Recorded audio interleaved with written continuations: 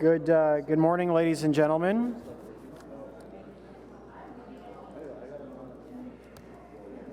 Joanne's leaving soon, so we need to get the meeting started.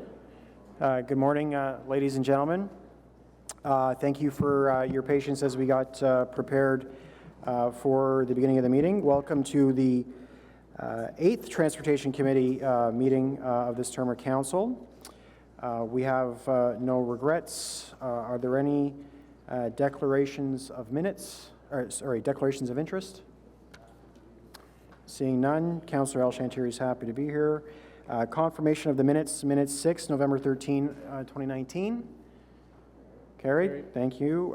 Communications, there are none received. I do have a motion to add something to the agenda. And I will ask Councillor Leeper to move it. That the Transportation Committee waive the rules of procedure to add a verbal update regarding the official launch of the Transportation Master Plan on today's TRC agenda. It is carried. Carried. Thank you very much. So good morning, everyone. Bonjour à tous et tout. Today marks the start of an exciting project to plan for the future of transportation in our city.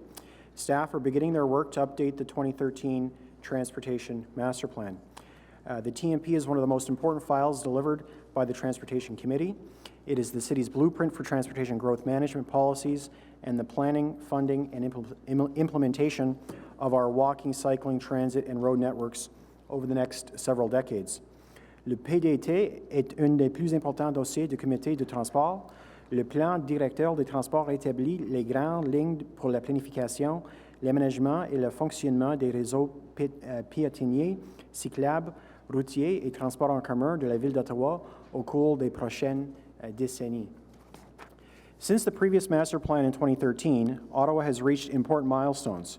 We're now a city with more than 1 million people. We've opened the Confederation Line and we're moving ahead with Stage 2 of LRT. We're continuing to see a noticeable shift towards healthy and active transportation, and the city continues to prosper and grow, which is all very good.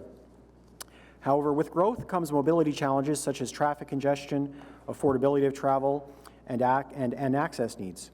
We will review the ways in which people, vehicles, and goods move through our city and how this mobility can be achieved responsibly and sustainably for all, including those who have mobility challenges.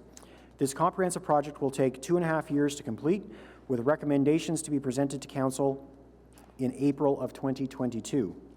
This timeline is necessary to coordinate the official plan review that is underway and to complete an origin destination survey before the network planning and priority setting can take place. I mention the official plan because it is critical to the TMP. Together, these plans guide Ottawa's growth and the supporting transportation networks that will help make Ottawa the most livable mid-sized city in North America. The TMP update will be data-driven, working with our government partners at the NCC.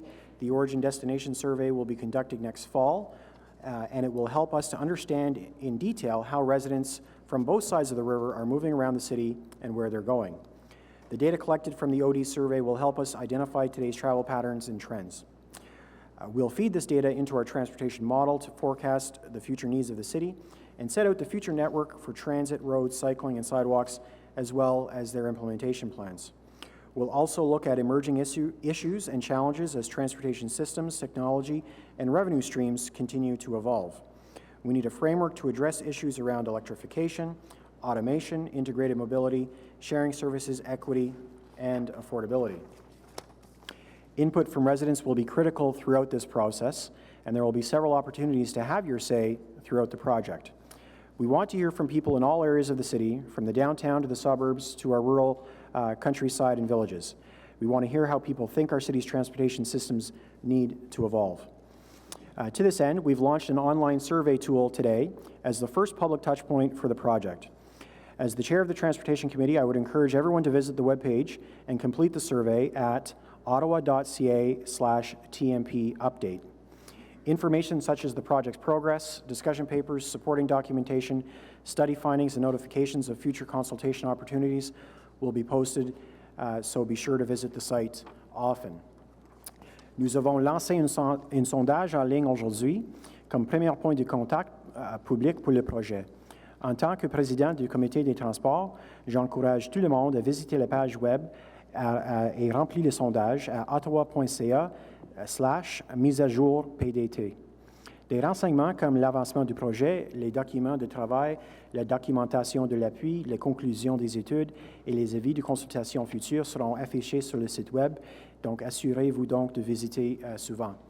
Merci and thank you. And to my colleagues on the committee, there will be a package of councillor columns and social media stuff that my office should be sending before the end of this meeting. And so with that, thank you. The end of The meeting. the meeting. So thank you very much. I do have a motion addressing the TMP as well.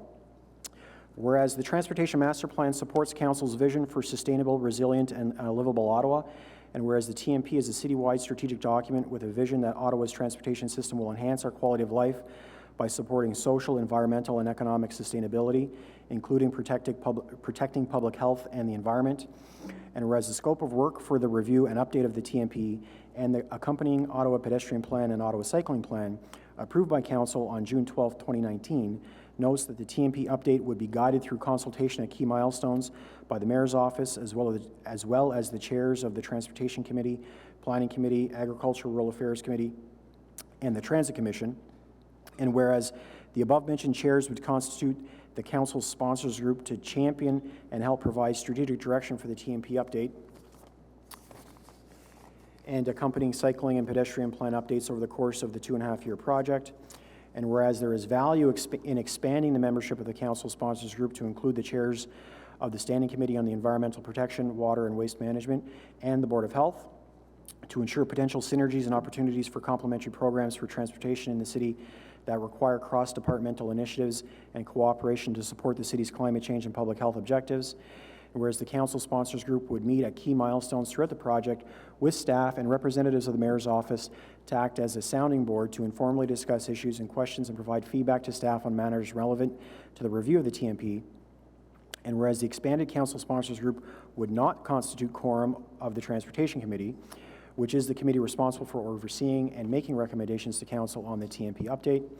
And whereas there is potential that TMP update sponsor group meetings could potentially result in quorum of Planning Committee or the Agricultural Rural Affairs Committee if the ex officio members of Planning and ARAC are taken into account.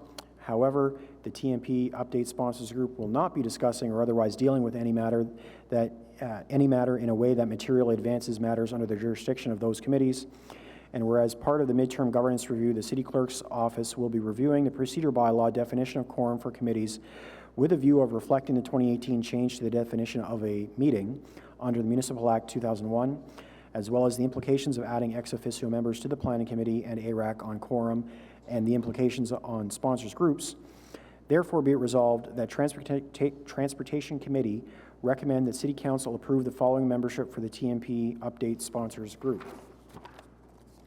1, the Chair of the Transportation Committee, 2, Chair of Transit Commission, 3, Chair of Planning Committee, 4, Chair of ARAC, 5, Chair of the Board of Health, and 6, Chair of the Standing Committee on Environmental Protection, Water and Waste Management.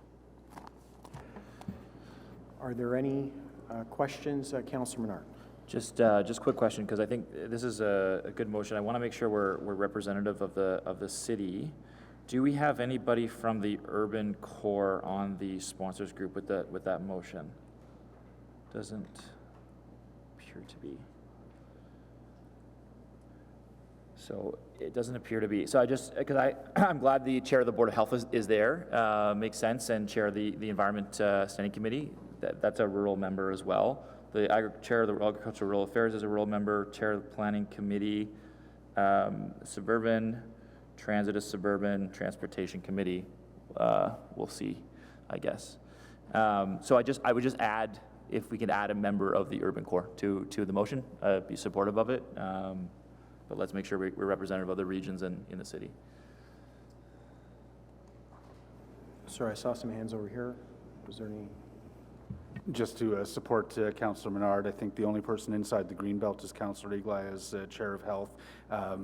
The inner core, the 5 urban wards have particular challenges around transportation issues, and I think it's important that we have somebody at the table who can speak to those. Can I move? Mr. Chair, I don't know how procedurally this would work, but I would recommend we have your vice chair, who is representative of the Corps. I wonder if we could extend the membership to include the Transportation Committee vice chair. In my mind, that would resolve. I just don't know procedurally how that would work, Mr. Chair. So I'll just move to amend the recommendations to include the vice chair of transportation to the membership of this working group. Yeah, so was there anyone else who wanted to speak to the item? Councillor El-Shantiri. First of all, I'm not sure, Mr. Chair. I think we should check with legal or the clerk about the quorum, if that committee be extended. My first question. My second is, just like to remind ourselves what happened to one city, one team. I thought we worked so hard in all the years since amalgamation to become one city, one team, and now we start to divide it up, who should be here and should be there. So I don't have an issue with the vice chair to be added on, but I think we need to focus on the big picture. So we are one city and one team. Councillor Dudas. Just for my understanding, the purpose of this sponsors group was merely a sounding board, right? There is absolutely no decision-making authority whatsoever. That would all funnel back up through our committee. Am I correct? In terms of final decisions, yes. Yeah, the sponsors group helps direct staff on, consultation timing and form and, as a sounding board. Yeah. So I would be in favor of that amendment. I think it's a responsible and prudent thing to do to have all members of a council reflecting our city as a whole. So I'd be good with that. Thank you very much. Is there anyone else who would like to speak to either? Can we ask the clerk about the quorum if there's more council added to that? Yeah. So, Madam Clerk or Taffy, if we add the vice chair to the committee, does it affect our quorum issues or the issues under private meetings, et cetera? Mr. Chair, it may. We did review the specific composition outlined in this motion with the clerk in advance to ensure that those issues would be minimized. If I may recommend, this item, if approved at committee today, will be rising to council next week, which will provide time not only to ascertain which members may additionally be interested in participating in this group, as well as review the quorum implications. Okay, perfect. So how about we approve the motion and ask the clerk to provide a memo or something like that between now and committee, and then provided that there's no quorum issue, then we deal with it at council. Is that agreed? Makes sense. Agreed? Perfect. So on the motion? Carried. Thank you very much. We'll now go through the agenda. We've got the road action plan, which we have presentations and speakers. Term of council priorities is the same. Operating budget, same. Extending operating hours for patios within the newly constructed Elgin Street corridor. We do have a staff presentation, but I have no delegations registered. Can this item be carried? Carried. Elgin Street. Carried. Number 5 is status update, Transportation Committee inquiries and motions for the period ending 22 November. There are no delegations or correspondence. That the Transportation Committee received this report for information. Is this received? Received. Thank you.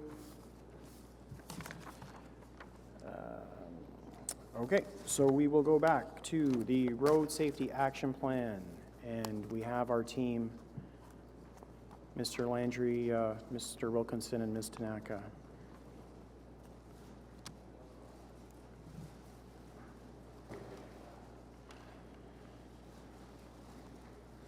Yeah, just a reminder,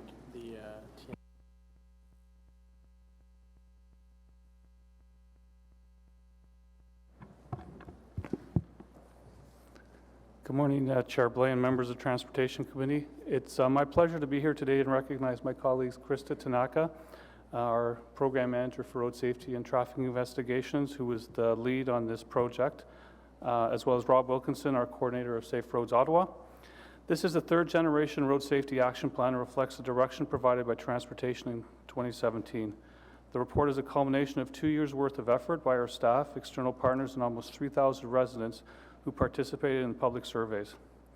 I want to acknowledge members of the Road Safety Action Working Group, which includes representations from Ottawa Fire, Ottawa Paramedics, Ottawa Police, and Ottawa Public Health. I also want to acknowledge and thank our external stakeholders who participate in developing this plan. I'm glad to see this summer here today. Their input was invaluable in creating the plan. This plan reflects the principles of safe system approach, which is one of the world's leading road safety frameworks. It's also the basic framework that Sweden and the Netherlands and other leading countries use around the world. Specific principles of safe system approach are human life and health are prioritized, shared responsibility between roadway providers, regulators, and users. Human error in roads should not lead to death or serious injury. It requires a change in road safety culture by all, and the plans that are data-driven. So at this point, I'm going to pass things over to Rob, who will walk us through the plan. Thank you very much, Phil. So as Phil mentioned, this is actually our third iteration of the Road Safety Action Plan. The first one took place from 2003 to 2011, and it was the program itself was referred to as the Integrated Road Safety Program. In 2009, Transportation Committee directed staff to undergo a refresh of the program and accommodate best practices and research from across the world. And in 2011, November of 2011, the current generation or the previous generation of the plan was approved by City Council, and that was the creation of Safer Roads Ottawa. The direction from City Council and Transportation Committee that we received in the refresh of the current plan were to undertake the principles undertake the principles from a Vision Zero framework, as Mr. Landry just mentioned, undergo community consultation and involve our partners and residents, look at a self-funding model for the plan moving forward, and certainly engage in a robust communications plan moving forward so that residents understand what we're doing moving forward. I think I keep hitting the wrong button. Good thing I'm on road safety and not this kind of stuff. From there, so some of the successes that we've experienced over the past 7 years. Overall, between 2012 and 2017, there was a 14% reduction in fatal and serious injuries in our community. We've installed 63 red light cameras, or we're up to 63 red light cameras in full operation. 50,000 students have attended the Drop It and Drive, Distracted Drive presentations across the city. We now have, thanks to our partnership with the Ottawa Police Service, 5 automated license plate recognition systems in effect. And as many of you know, at any given time on the City of Ottawa roads, there are 25,000 suspended drivers. From there, just earlier this year, we launched the province's first school bus stop arm camera program. And we're happy to announce that we continue to lay charges for people who actually pass stop school buses. And last but not least is the launch and the initial launch of the Fatal Collision Review Committee, which in 2018 was the recipient of the Canadian Association Chiefs of Police Traffic Safety Award. So where are we? What is our story, and where do we sit currently? So from 2013 to 2017, on average, we have close to 15,000 reported collisions happening on our roadways. Of those, 149 are fatal and major injury collisions per year on average.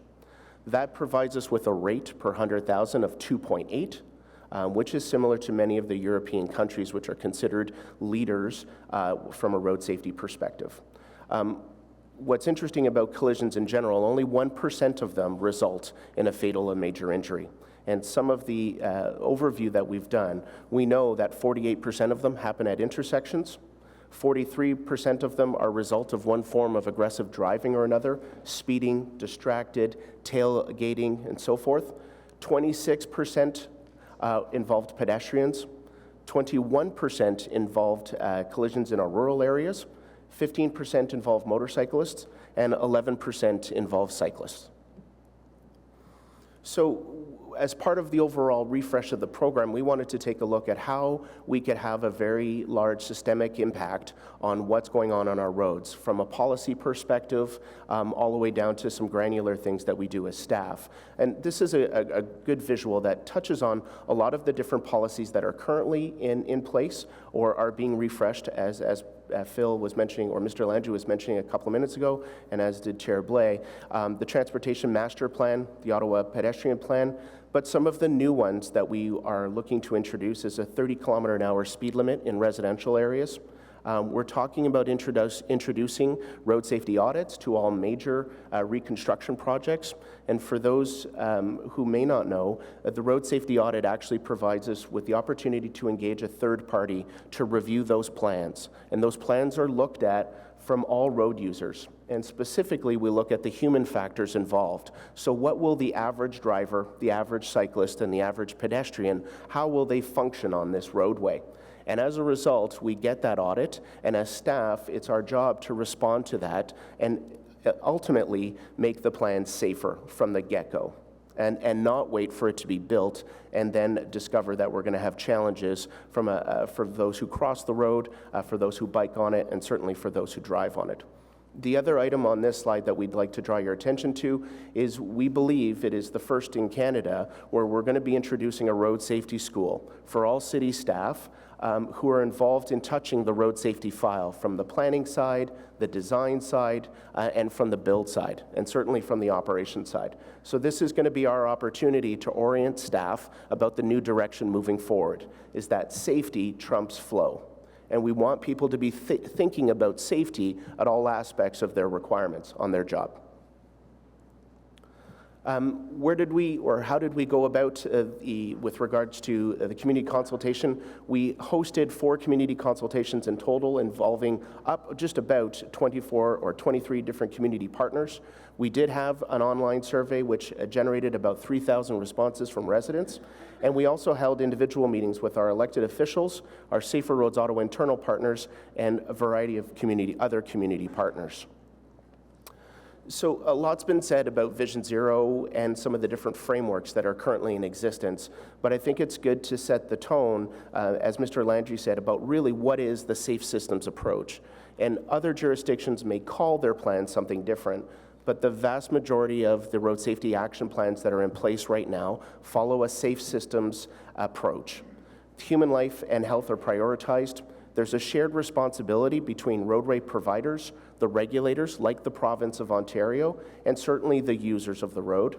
Human error on the roadway should not lead to death or serious injury, so we need to build safety into our ecosystem from the get-go. Road safety requires a change in culture, and this is a generational shift. Although this is a 5-year plan, every other jurisdiction that has gotten on to this kind of framework, it's taken them at least a generation, so a full 25 years, to achieve some of their targets. And in some cases, those targets have not been achieved. And we can speak to that a bit more a little bit later. And certainly, it's important to understand that there is a North American versus European context when it comes to road safety. In the European context, one of the biggest changes is the vast majority of the countries that are engaged in being proactive and making a difference on the roads have the full support, if not direction, of their federal governments. It is a top-down approach, and with that approach and support also comes significant amounts of funding to the hundreds of millions of dollars. In Australia, just recently, they've actually increased their road safety funding by approximately $2.2 billion. So that is the difference in the North American context, where cities are the drivers of change.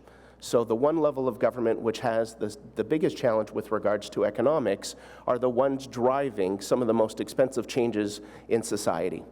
So we wanted to make sure that that point was kind of clarified, because too often we hear their Vision Zero versus our Vision Zero, and it's an important differentiation.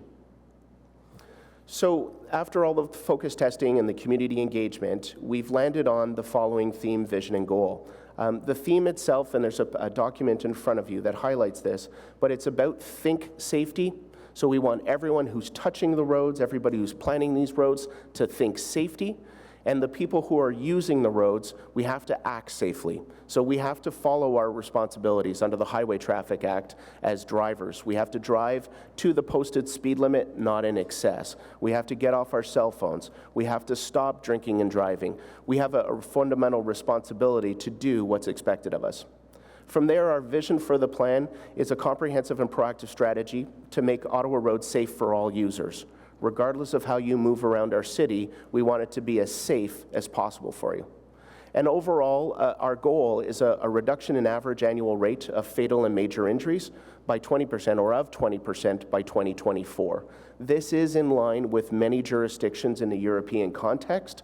They may have an overall vision of zero, but they set very specific targets in order to be able to manage and evaluate the investments that are being made at every step of the way. So I'm only going to touch on components of the next few slides as they are provided in your packages, but we've fallen onto 4 emphasis areas. The first one, which is probably the most common that most individuals will have heard of, are vulnerable road users. So individuals who walk, individuals who bike or motorcycle across our community.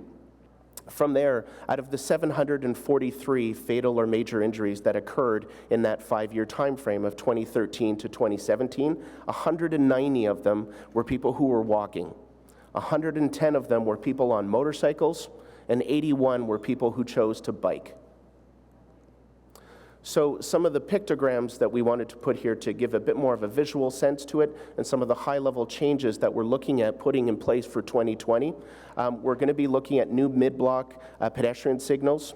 We're looking at additional no right turns on reds. We're looking at increasing the funding for the walking school buses. We're looking at increasing the funding for the adult school crossing guard program, and we're certainly looking at installing more advanced walk signals for pedestrians. Because the research shows if we allow pedestrians the head start on motor vehicle traffic, we actually will see a reduction in injuries. From there, with regards to cyclists, we're going to continue to look at 10 different locations where we can actually make improvements for cyclists. We're going to be continuing to look at the high-volume cycling and vehicle interaction locations and look at what we can be doing there. We're going to continue to seek out new cycling safety technology and put it in place. And certainly, we're working closely with our colleagues on transportation planning to continue the expansion of the cycling network. From a motorcyclist perspective, we've seen a sharp increase in fatalities relating to those who choose to move around our city on motorcycles. We are going to be launching a Take It to the Track initiative to encourage some of the motorcyclists who do want to go at speed or greater than the posted speed limit to take it to a racetrack. It's a bit of a different concept than what we've done in the past. We certainly are going to be undertaking a comprehensive review of all the motorcycle fatal and serious injury collisions and look at what can be done at those locations to make it safer. And we're going to approximately triple the number of individuals who we put through an enhanced safety course offered with Motorcycle Masters in the past 2 years. So that would be about 300 motorcyclists that will offer that specialized training, which is all about collision avoidance and emergency braking. The second emphasis area is intersections. Almost half of our fatal and serious injuries happen in intersections, and that works out to be about 354. So what are some of the interventions? We're going to be looking at our signal timing at approximately 200 locations. We're going to continue to implement roundabouts, which are a proven safety measure that make it safer for everyone moving through them.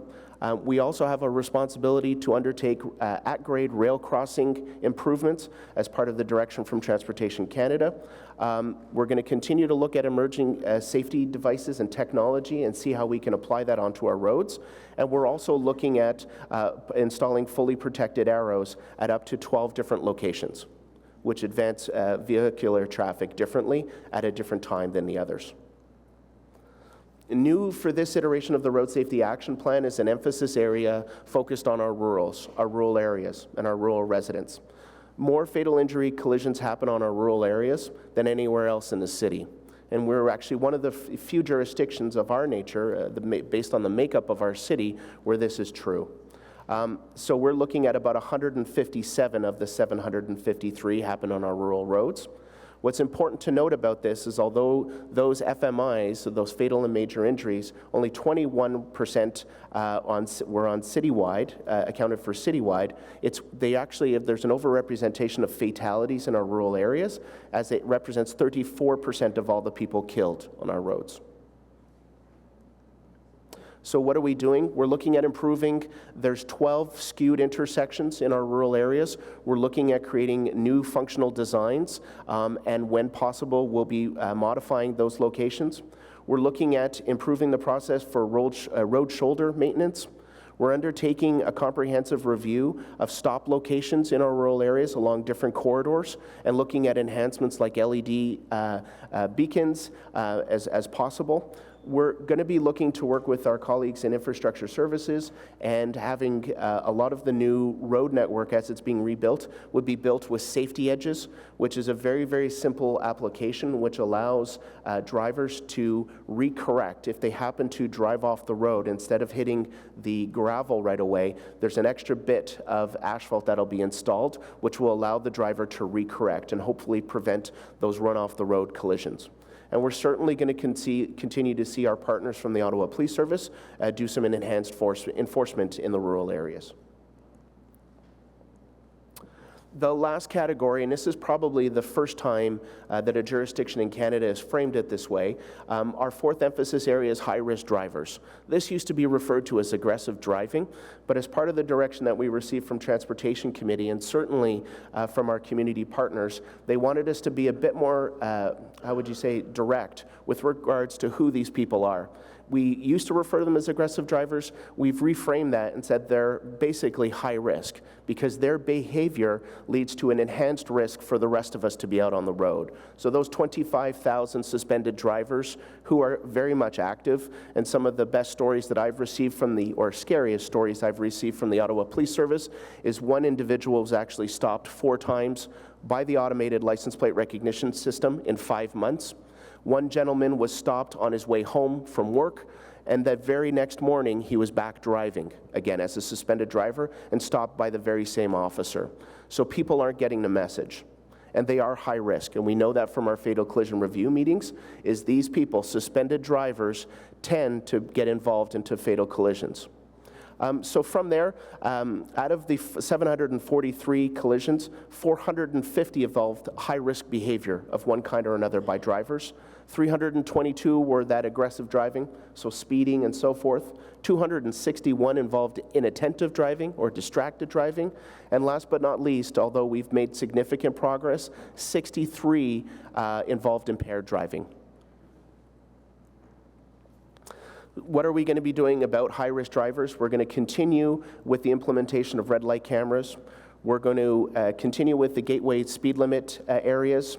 We're going to continue to work very, very closely with our partners at Public Health and the Ottawa Police Service about communication and education programs aimed at those individuals. Certainly, we're looking very much forward to the automated speed enforcement project, and we'll be able to provide a quick update on the next slide about that. We're going to continue to work with our colleagues in transportation planning with traffic calming initiatives, and certainly we very much encourage the police to keep doing all of the heavy lifting with regards to enforcement and to take these people off the road. With regards to automated speed enforcement, the regulations were approved and are in effect as of December 1st, 2009. The changes made to the regulations must be reviewed by the steering committee, the Automated Speed Enforcement Steering Committee, to determine the impact. The province has now asked for a 90-day warning period to be put in place prior to full-fledged enforcement. And as staff, what we are now looking at is the earliest start to enforcement in the City of Ottawa of the automated speed enforcement is the spring of 2020. So when it comes to funding as a key ingredient to how we're going to make change in the future, in 2019 our budget for all road safety initiative programs was approximately $21.1 million. In 2020, that number is going up to just about $27.5 million. And we have a breakdown there of how we, how we actually basically, how we make the investments based on the different emphasis areas. When it comes to the 2020 budget, we're also looking at, because of Transportation Committee and Council's direction, we have an enhanced $4 million, and that is the implementation plan that you see in front of you. So as staff, we put that together with the understanding that moving forward, the funding that's going to come or the revenue that's generated from automated speed enforcement, so those speed cameras, the license plate recognition system, the school bus cameras, and certainly the red light cameras that are coming online beyond 2020 will help augment, or we hope augment, that $4 million. So from a structural perspective, one of the changes that we've decided to make here, after certainly speaking with our internal and external stakeholders, is to certainly add the stakeholder and external partners working group. We, as Safer Roads Ottawa, had regularly been involved or engaged with our local partners, but what we're doing here is we're actually committing to having that group meet on a regular basis, on a quarterly basis, so that they're brought up to speed with the progress that we're making, just as much as we would be doing with our internal staff. And certainly, we would be feeding all of that information to our internal steering committee. And as many of you know, it has representation from very senior management and senior leadership, as well as the regional supervising coroner, Dr. Louise McNaughton-Filion. From a communications perspective, we were tasked with a robust strategy to roll out the plan. So we're looking at a 2-year comprehensive communications plan. It will involve all forms of media, social, radio, and also TV, to educate residents on the improvements and some of the messaging that we want to get across. And we are going to be working much closer with all of our internal and external partners to deliver on those messages. The awareness and education campaigns will be focused on creating that culture change, and focusing on our emphasis areas and making sure that residents understand why the investments are being made. And last but not least, the foundation of it is it will be data-driven, as all road safety action plans should be.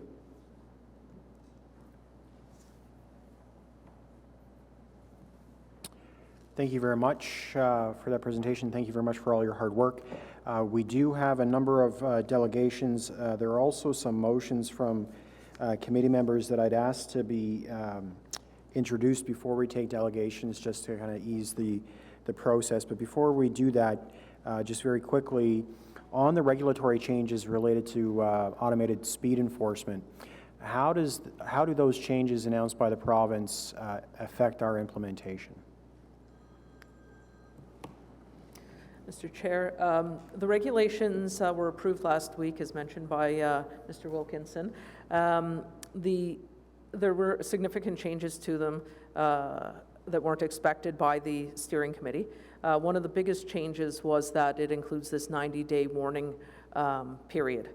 That wasn't anticipated previously. We had hoped to roll it out on the effective date in early December, but now we're looking at a start date of potentially March. Thank you. And then in terms of the signage? The signage will be different than what was already communicated to us by the MTO previously. So the signs will be a little bit larger than previously identified. Instead of a single sign that had a picture of a camera and the word speed vitesse on it, there now will be 2 signs, one in English, one in French, that says that a municipal speed camera is in use.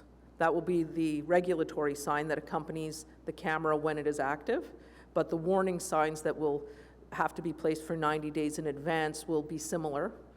2 separate signs, one English, one French, side by side, that will read the speed camera, municipal speed camera coming soon.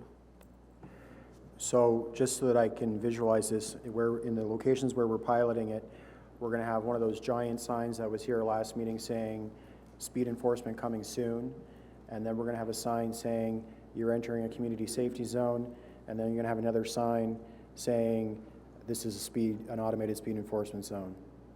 Is that basically right?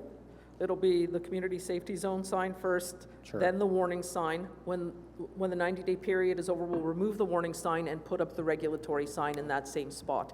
They are 15 centimeters narrower than the community safety zone signs, to give you some perspective. Okay.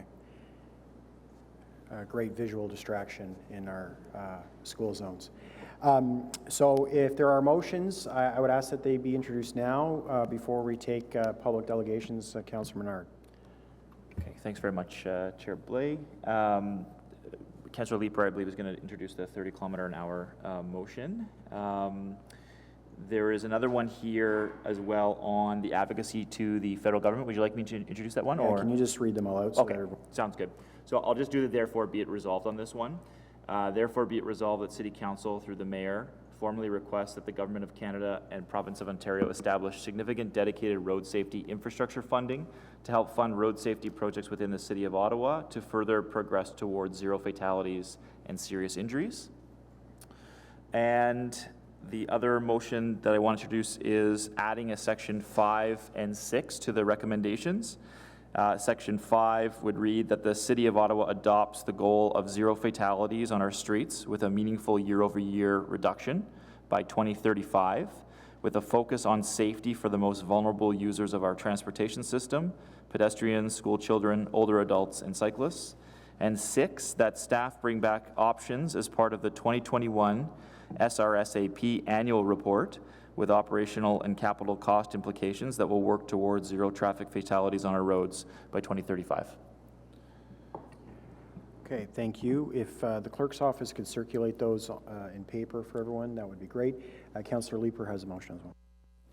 Thanks, Chair. As we continue to try to achieve 30 kilometers per hour across the core urban area and accelerate that, we have a motion that whereas 30 kilometers per hour is the target operating speed, which minimizes severity of motor vehicle collisions involving cyclists or pedestrians under a safe systems approach to road safety, and whereas cyclists and pedestrian volumes are highest within the core, and whereas the City of Ottawa Strategic Road Safety Action Plan recognizes that one fatal or serious injury collision is one too many, and whereas staff have undertaken an evaluation of the cost to implement measures to bring all roadways within the core residential gateway speed limit area into compliance with the policy for posting a 30 kilometer per hour speed limit on an existing roadway as part of response to motion 16.5 item G, included as document 2 in Strategic Road Safety Action Plan update and report. Therefore, be it resolved, the Transportation Committee recommend that staff develop a plan within existing budgets for the gradual implementation of 30 kilometer per hour speed limits in all gateway speed limit areas within the core residential area as defined in the SRSAP, and with the intent to meet the requirements for a posted 30 kilometer per hour speed limit in consultation with ward councillors through their TTC budgets and other funding mechanisms as per the policy for posting a 30 kilometer per hour speed limit on an existing roadway. Okay, thank you very much. Are there any other motions before we go to delegations?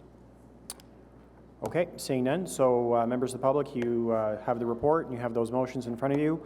Our first delegation is Mr. Alex Cullen from the FCA.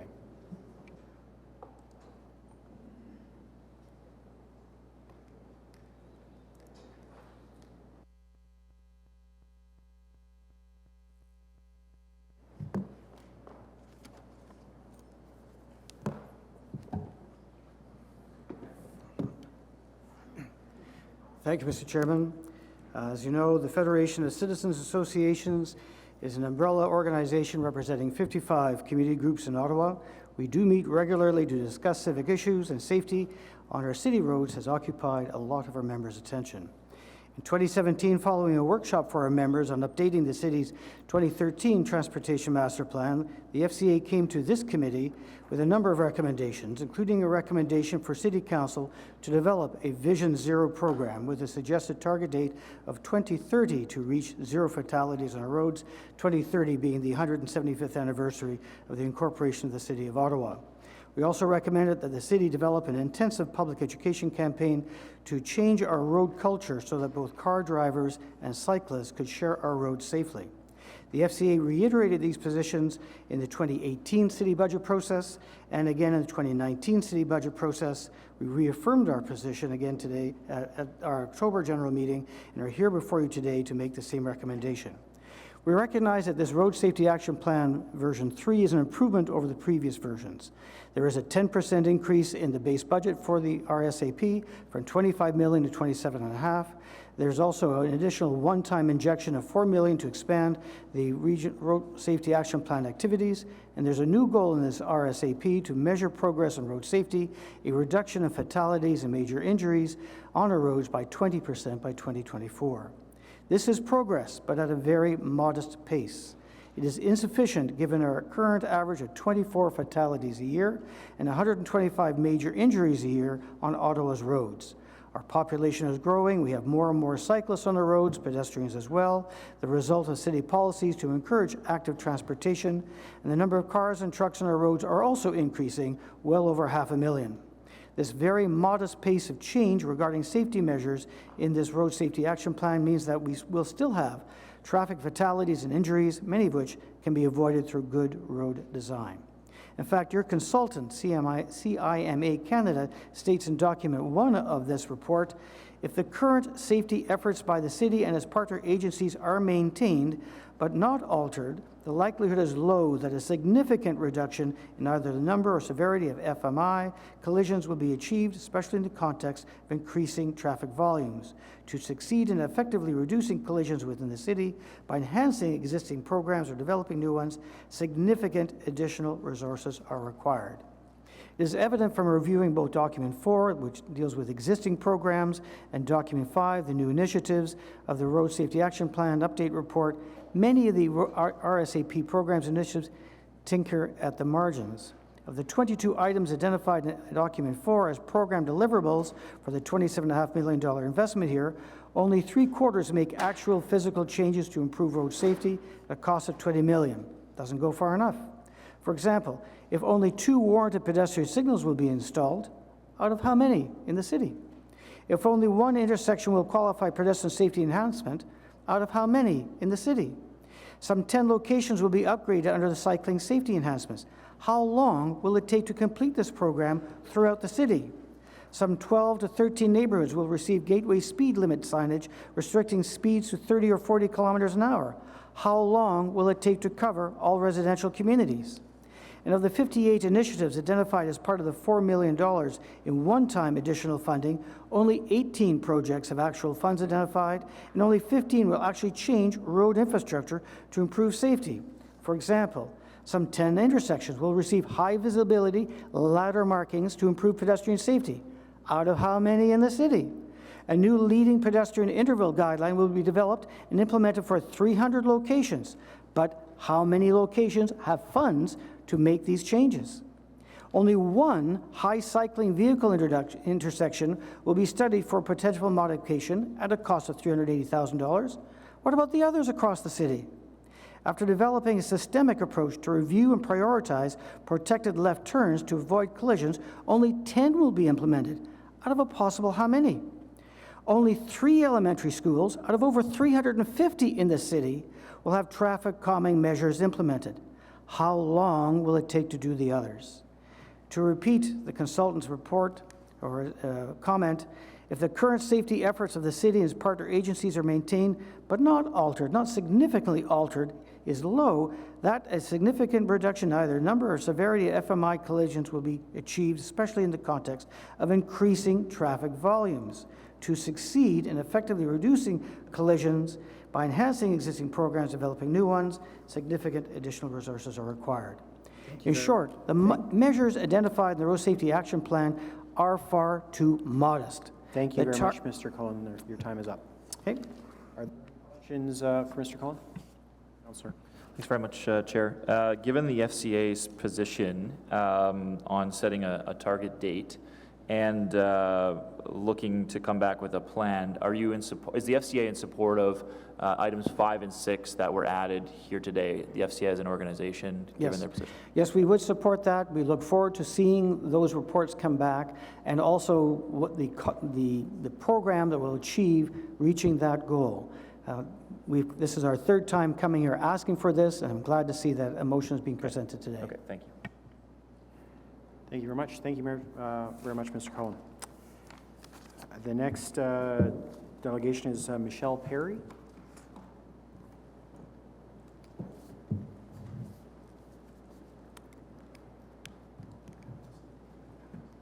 Good morning, Michelle.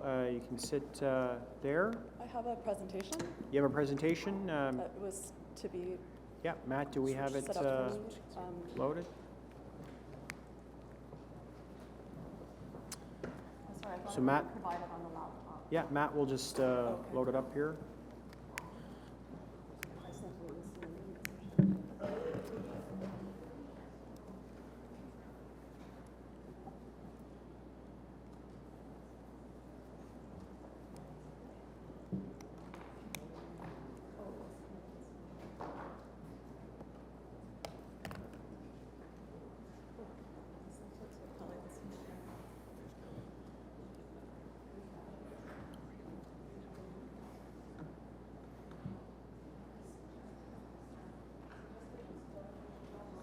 Sure. Michelle, if it's okay, we'll just have the next delegation go while they get your presentation put on a jump drive, and then we'll move it over to the computer.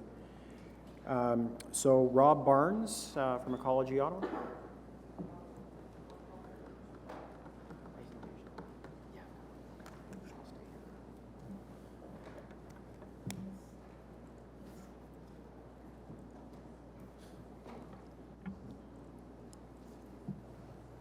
Thanks very much, Mr. Barnes. You have 5 minutes, as you know, and I'll try to give you a wave when you have 30 seconds left.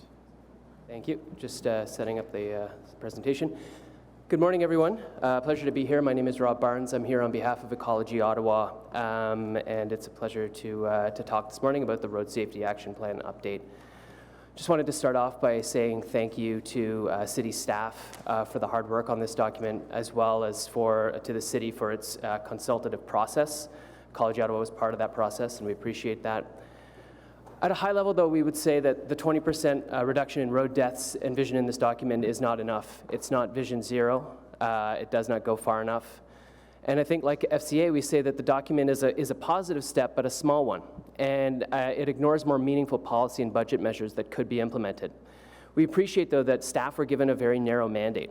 So the question is really for the Transportation Committee and for Council, where is the political will for more meaningful progress? As we all know, time is precious and lives are on the line. So in terms of positive elements of this report, we saw additional spending, additional staff resources, annual reporting, more traffic calming in school areas, and some really good policy recommendations, especially around the 300 or 30 kilometers per hour target. Not 300, that would be bad. So those are some positive steps that we saw. And I just want to, back this up and give you some broader framing. Obviously, we know we're in a climate emergency and we need a dramatic shift away from motor vehicles. We see Vision Zero as not only a road safety measure, as something important in that respect, but also a necessary part of the climate transition. This is a pie chart that many of us are familiar with. 44% of Ottawa's community emissions come from our transportation sector, how we move around the city. And if we look at the trend lines over time, we can see that while emissions from things like buildings have declined, emissions from transportation are going up or flatlining. And so there's a real question as to what we're going to do in terms of tangible measures to get more people taking their bikes, walking, and engaging in active modes of transportation. On the political front, this is a political question. This policy is really, this document is really good about suggesting concrete measures forward, but ultimately the question remains a political one and one of budget allocation when we compare the road growth project funding to road safety initiatives in the 2020 draft budget. You can see that road growth projects are more than doubled in terms of the size and scale. Another point for context is just to compare. We often hear that Ottawa compares well with European countries like Sweden, but we should note that in the very report that we're talking about, we compare it to Stockholm as well. We've got a long way to go if we're going to catch up to leading European cities. It's one thing to compare us to a country as a whole. It's another to compare Ottawa to other cities that are showing a lot of political will on this question. In terms of what this report means, this has been discussed to a certain extent in the media, but we just want to put some hard numbers on it. This is what an 80% reduction looks like. We'll have 26 people dying, 26 pedestrians dying across 4 years by 2024, 6 cycling deaths, 15 motorcyclists dying, 14 vehicle passengers, and 49 drivers. We know these incidents impact us all, and documents like this are a step forward, but we need to take stronger, more urgent action. So we do have some questions from the report as we read through it. There's a question as to what it would actually cost to achieve Vision Zero. especially if we focused on policy solutions. We looked a lot at local streets in this report, which was great, but there's a question as to why there's a certain level of silence on design solutions for collectors and arterials. What are the current net revenues from the automated speed enforcement dedicated to road safety? That's a question that came up. What are school safety priorities for schools on arterials? We heard from FCA too. There's a limited number of schools where safety will be addressed. What's the plan to address it more fully? We also appreciate the focus on leading pedestrian intervals that was in the report. But there's a question as to why there's a focus on the central business district to the exclusion of other areas of the city. Finally, is this report being brought to other departments and agencies like the Ottawa Police Service and the Board of Health? What we didn't see in the report, again, these are the policy solutions at a high level that might make really substantive changes and that don't cost that much, but it takes political will. Car lane reductions, car-free zones, mandatory changes in street design for all streets, restrictions by vehicle type, mandatory and retroactive speed reductions on streets, mandatory no right turn on red, and commitments to change the distributions of funding going forward. So with my remaining 15 seconds, we've just got a few suggestions. We hope the city will adopt Vision Zero, obviously with a target, but we hope that we'll adopt it immediately with a focus on policy change. Integrate strong policy language in the new transportation master plan. We're excited to see that those consultations have started, and make streets a bigger budget priority than an expanded road network. Thank you. Thanks very much. Are there any questions for the delegation? Councillor. Thanks, Chair. Just on, thanks for being here. On the motion that has been moved on item 6, it talks about bringing back options as part of the 2021 SRSAP annual report with operational implications and capital implications to work towards zero traffic fatalities. Is that something that you're getting at here, that you want to see a target, you want to see costs come back? What options do we have to do that? That's exactly right. Yeah, we would like to see the city lay out a plan for zero and then talk about the budget measures that would be required to meet that target. Okay, thank you. Mr. Leeper. The final point that was made with respect to adopting Vision Zero, why is that language important to you? So one of the things I struggle with is, this report speaks to a safe systems approach. Clearly the goal is zero fatalities and zero major injuries on our roads. How does that differ substantively from what you're suggesting? I think I think we don't want to get too lost in the semantics between different systems. It's not as if one system is innately superior to the other, but I think the reason that we use Vision Zero is because it's clear about its target. Okay. And clear about the idea that we need to plan to get to zero, and also that the idea that it's incumbent on us as a city to design our roadways in a way that eliminates severe injury and death. And that's a political question that we can tackle. But do you see that in the existing, the Safe Roads Plan that has been brought forward? Is that emphasis on design, enforcement, everything in order to try to bring FMIs to zero? I think that if we were, the Vision Zero piece is a target, and then the idea would be that a lot of the elements that are already in this plan are a great start. It's a question of how do we get there? What's the level of ambition that's required from a budgeting, from a policy perspective? Yep. And so this one is a Vision 20% reduction, and that's not far enough for us. Okay.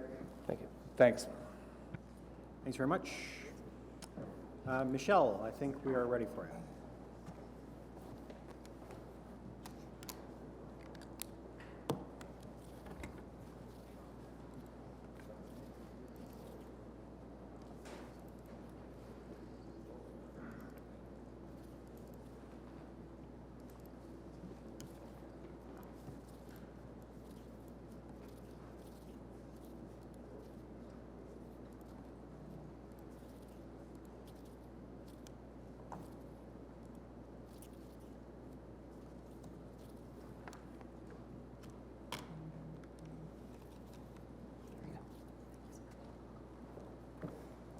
Perfect. So you have 5 minutes, and I'll try to give you a little wave at 30 seconds. Okay. Thanks very much.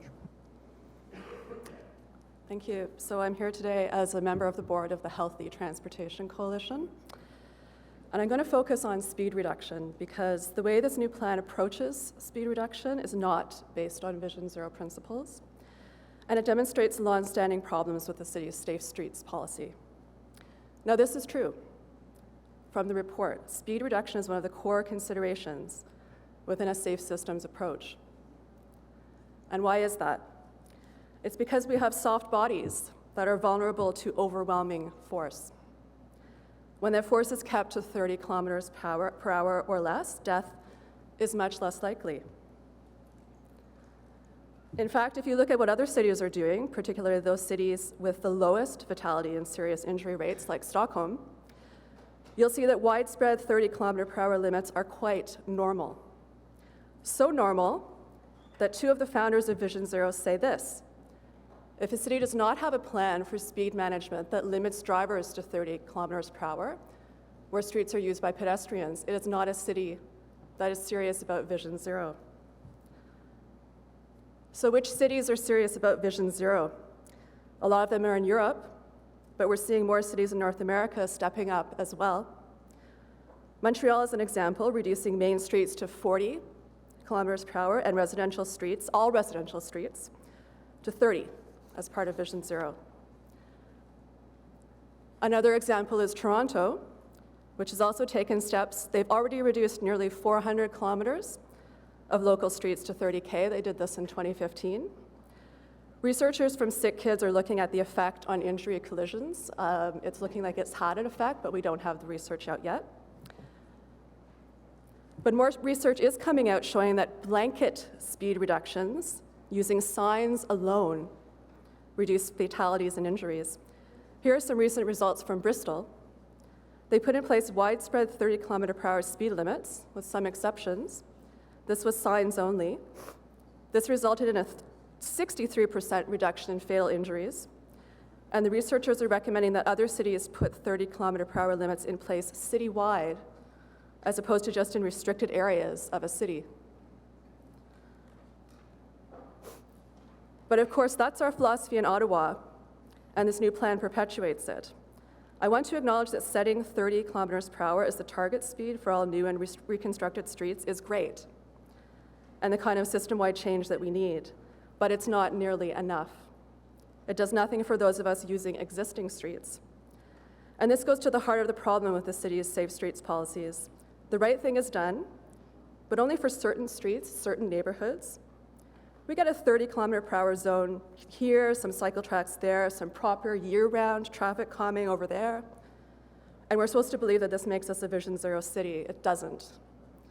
There's still far too much time and too many resources spent explaining to us why we can't have safe streets, instead of just doing everything in your power to deliver them. Life and health can never be exchanged for other benefits within the society. This is from the founder of Vision Zero, and it's central to that philosophy. Note that it doesn't say protect life and health unless it reduces parking or slows traffic flow. Life and health are the priority. And those who suffer most when we don't put life and health first are the poorest. It's no surprise that huge parts of the Glebe and Old Ottawa South will have 30-kilometer-per-hour speed limits, while the traffic burden continues to fall elsewhere. This is research from Sick Kids, Toronto, which has found that the lowest income children are 52% more likely to be hit by drivers than the highest income children in Ontario. And if we continue with the way we are, this divide between the haves and the have-nots in terms of safety on our streets will just continue. So here are some simple recommendations. Sign all local streets 30 kilometers per hour. Reduce speeds on all streets in every school walk zone. That's not just in front of the school. Those are all the streets that children use to walk to school.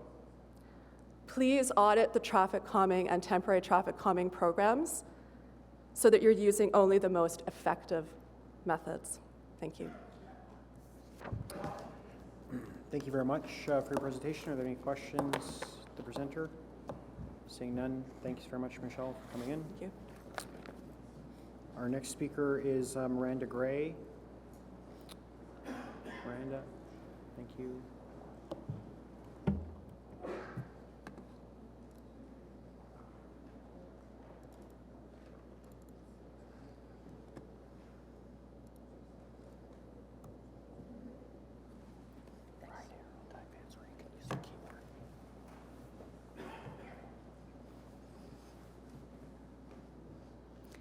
Good morning. I'm Miranda Gray. I'm speaking on behalf of the Convent Glen Orleans Woods Community Association.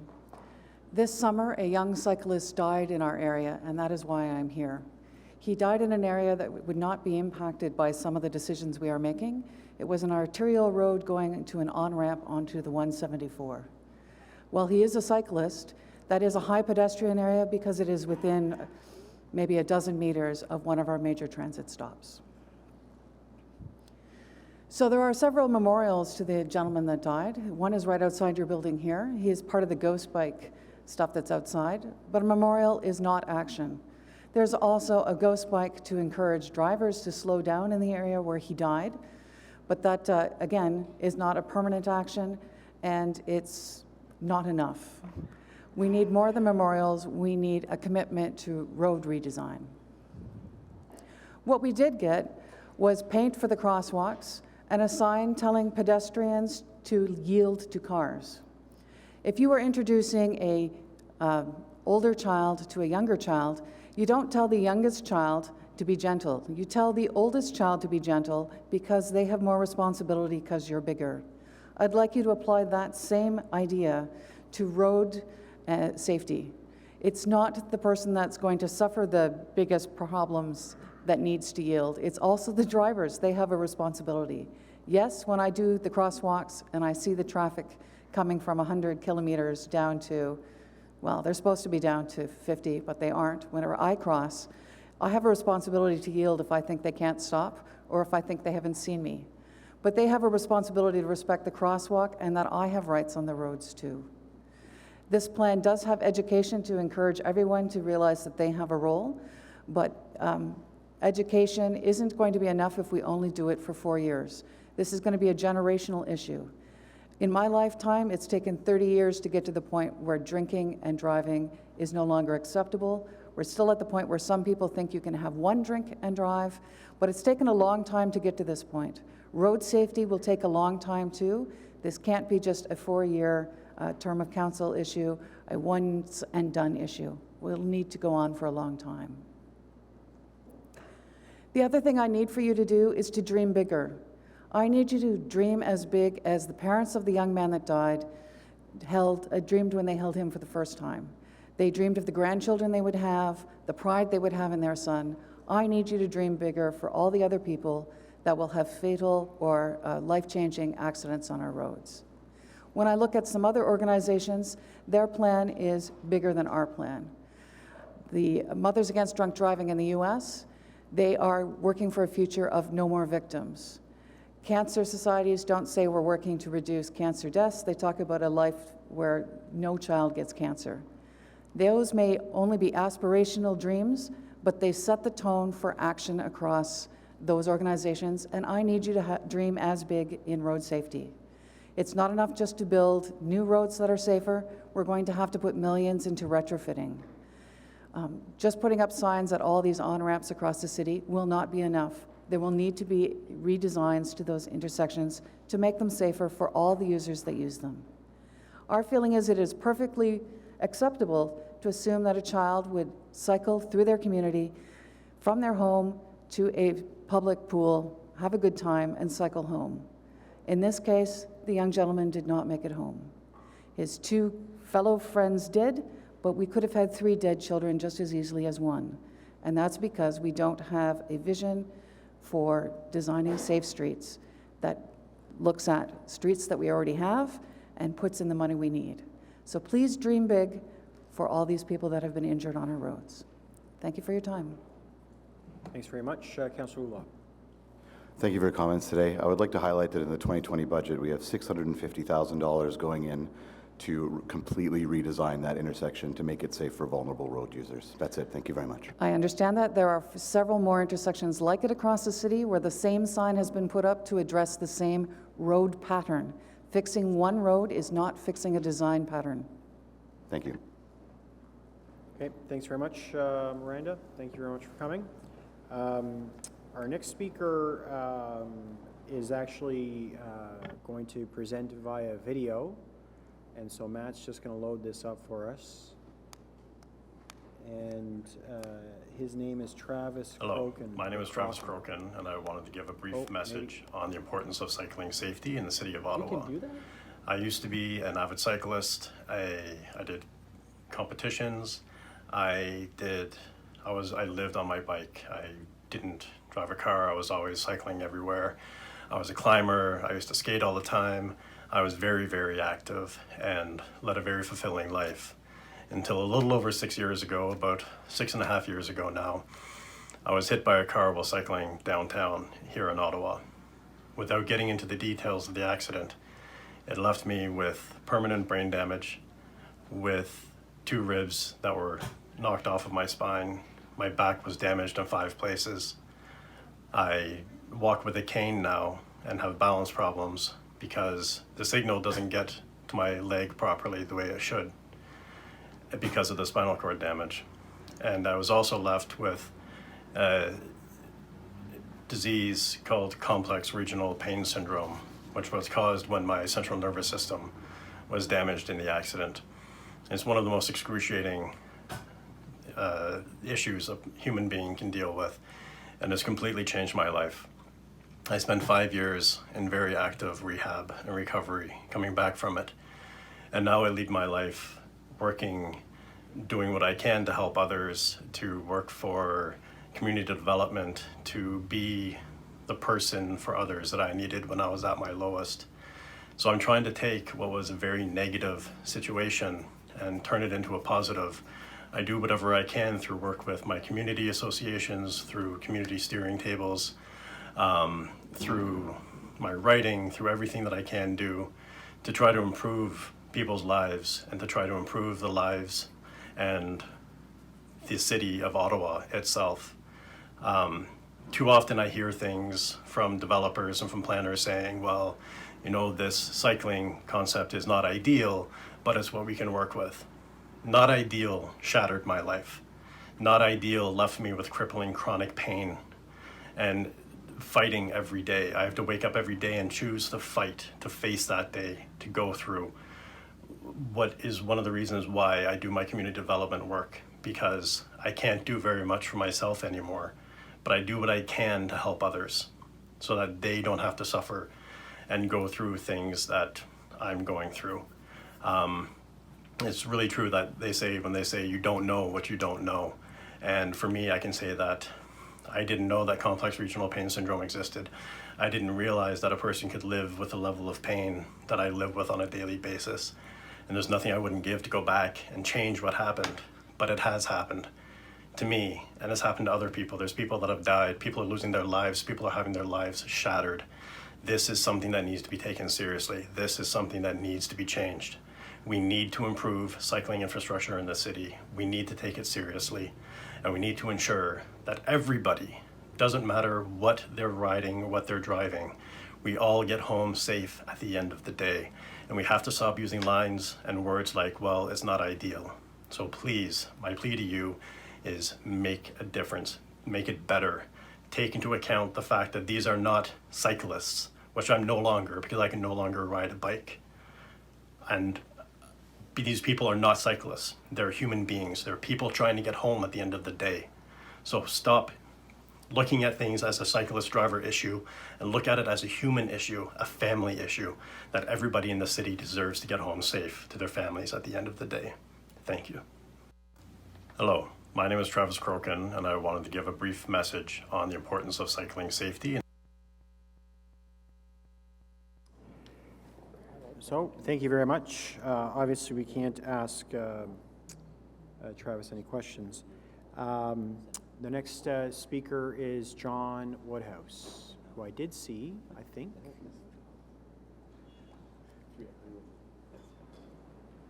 Oh, yes, yeah.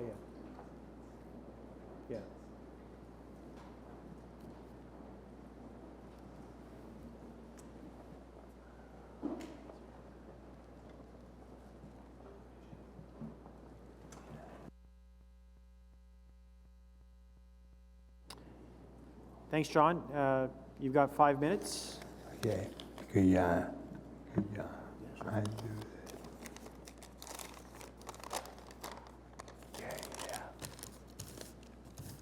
Great. Okay, my name is John Woodhouse.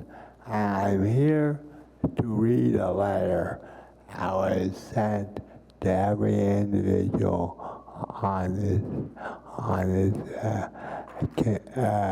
committee. Since it didn't go through Kelly, I just want to make sure that it does get on the public record. Okay. Maybe if I take my glasses off, I'll be able to see. Well, worry. Okay. To Chair Stephen Blay and members of the Transportation Committee from Ottawa Disability Coalition, Strategic Road Safety Action Plan. The Ottawa Disability Coalition supports equity and independent living of all persons with disabilities. Our mission is to build a community in which persons with disabilities have equitable access to the same opportunities as every other citizen in the city. In general, we support the action plan, but wish to bring the committee's attention to the following items.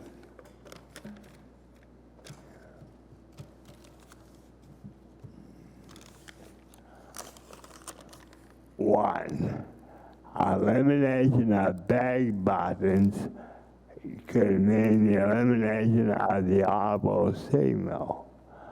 Some people with vision loss depend upon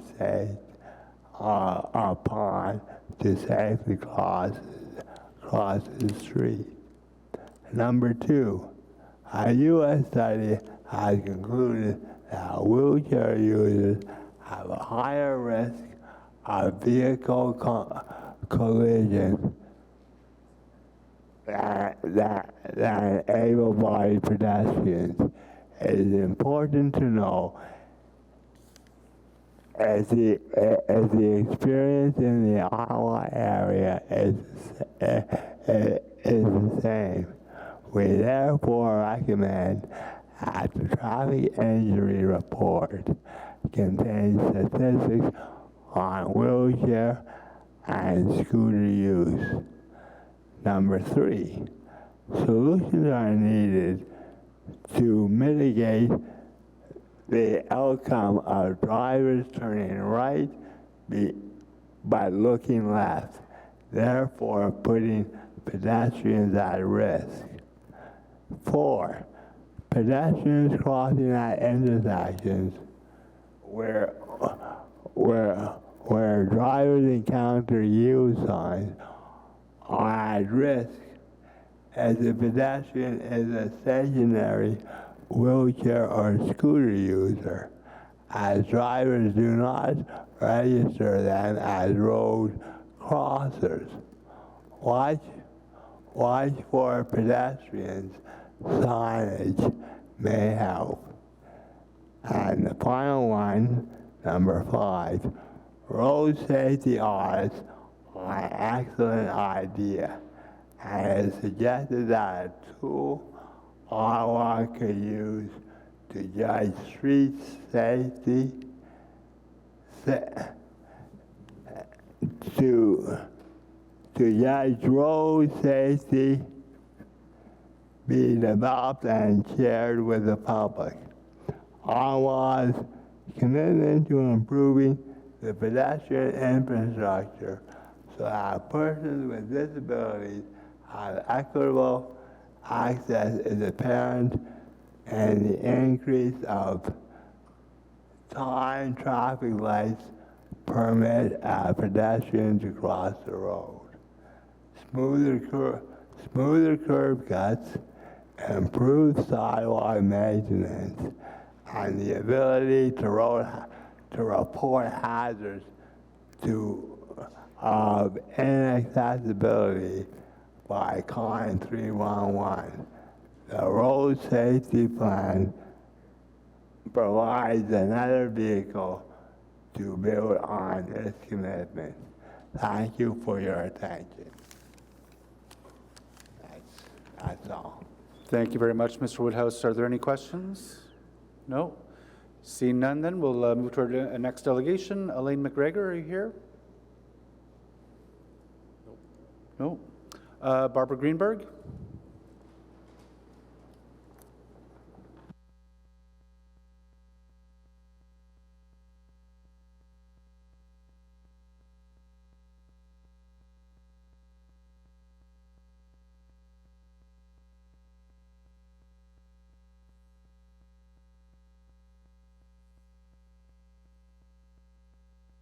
Thanks, Barbara. You have 5 minutes, and I'll give you a little wave. There's about 30 seconds left. Thanks.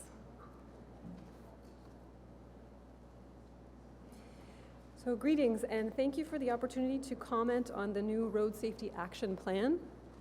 I am here today representing Bike Ottawa, which advocates for the safe cycling in our city. We believe that biking is for people of all ages and abilities and should be encouraged throughout the year, as it leads to a more livable and vibrant city. Over the past 35 years, we have worked closely with staff and councillors in each and every ward on the city's policies, plans, and programs.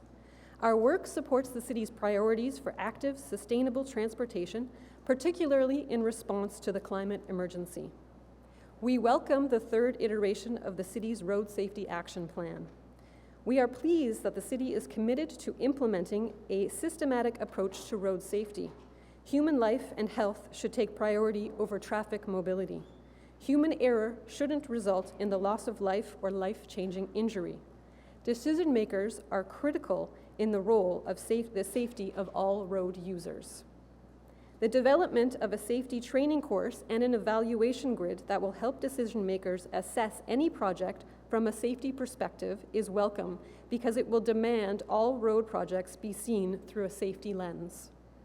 At the same time, Bike Ottawa is of the view that this action plan does not go nearly far enough. The first Road Safety Action Plan launched in about 17 years ago, and we are still averaging 24 fatalities and 124 major injuries each year.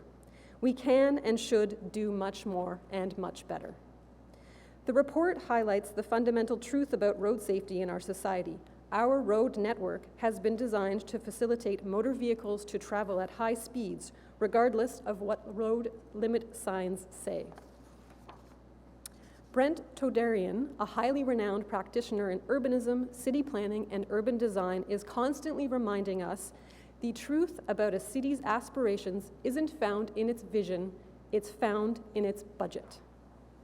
While we acknowledge that cycling has been incorporated into major projects such as Baseline, Montreal Road, Albert and Slater, and even the Strandherd widening, people on bikes constantly face dangerous cities all over the city. The city has declared a climate emergency. Cycling can help us curb this emergency if we have more safe, protected lanes for people to use. Safe, protected lanes bring out more people on bikes. Induced demand works both ways. Build it, and we will use it. The budget for the Road Safety Action Plan is more business as usual. It isn't taking any ambitious actions to accelerate progress on building a livable and bike-friendly city. This is what Bike Ottawa has been asking for years.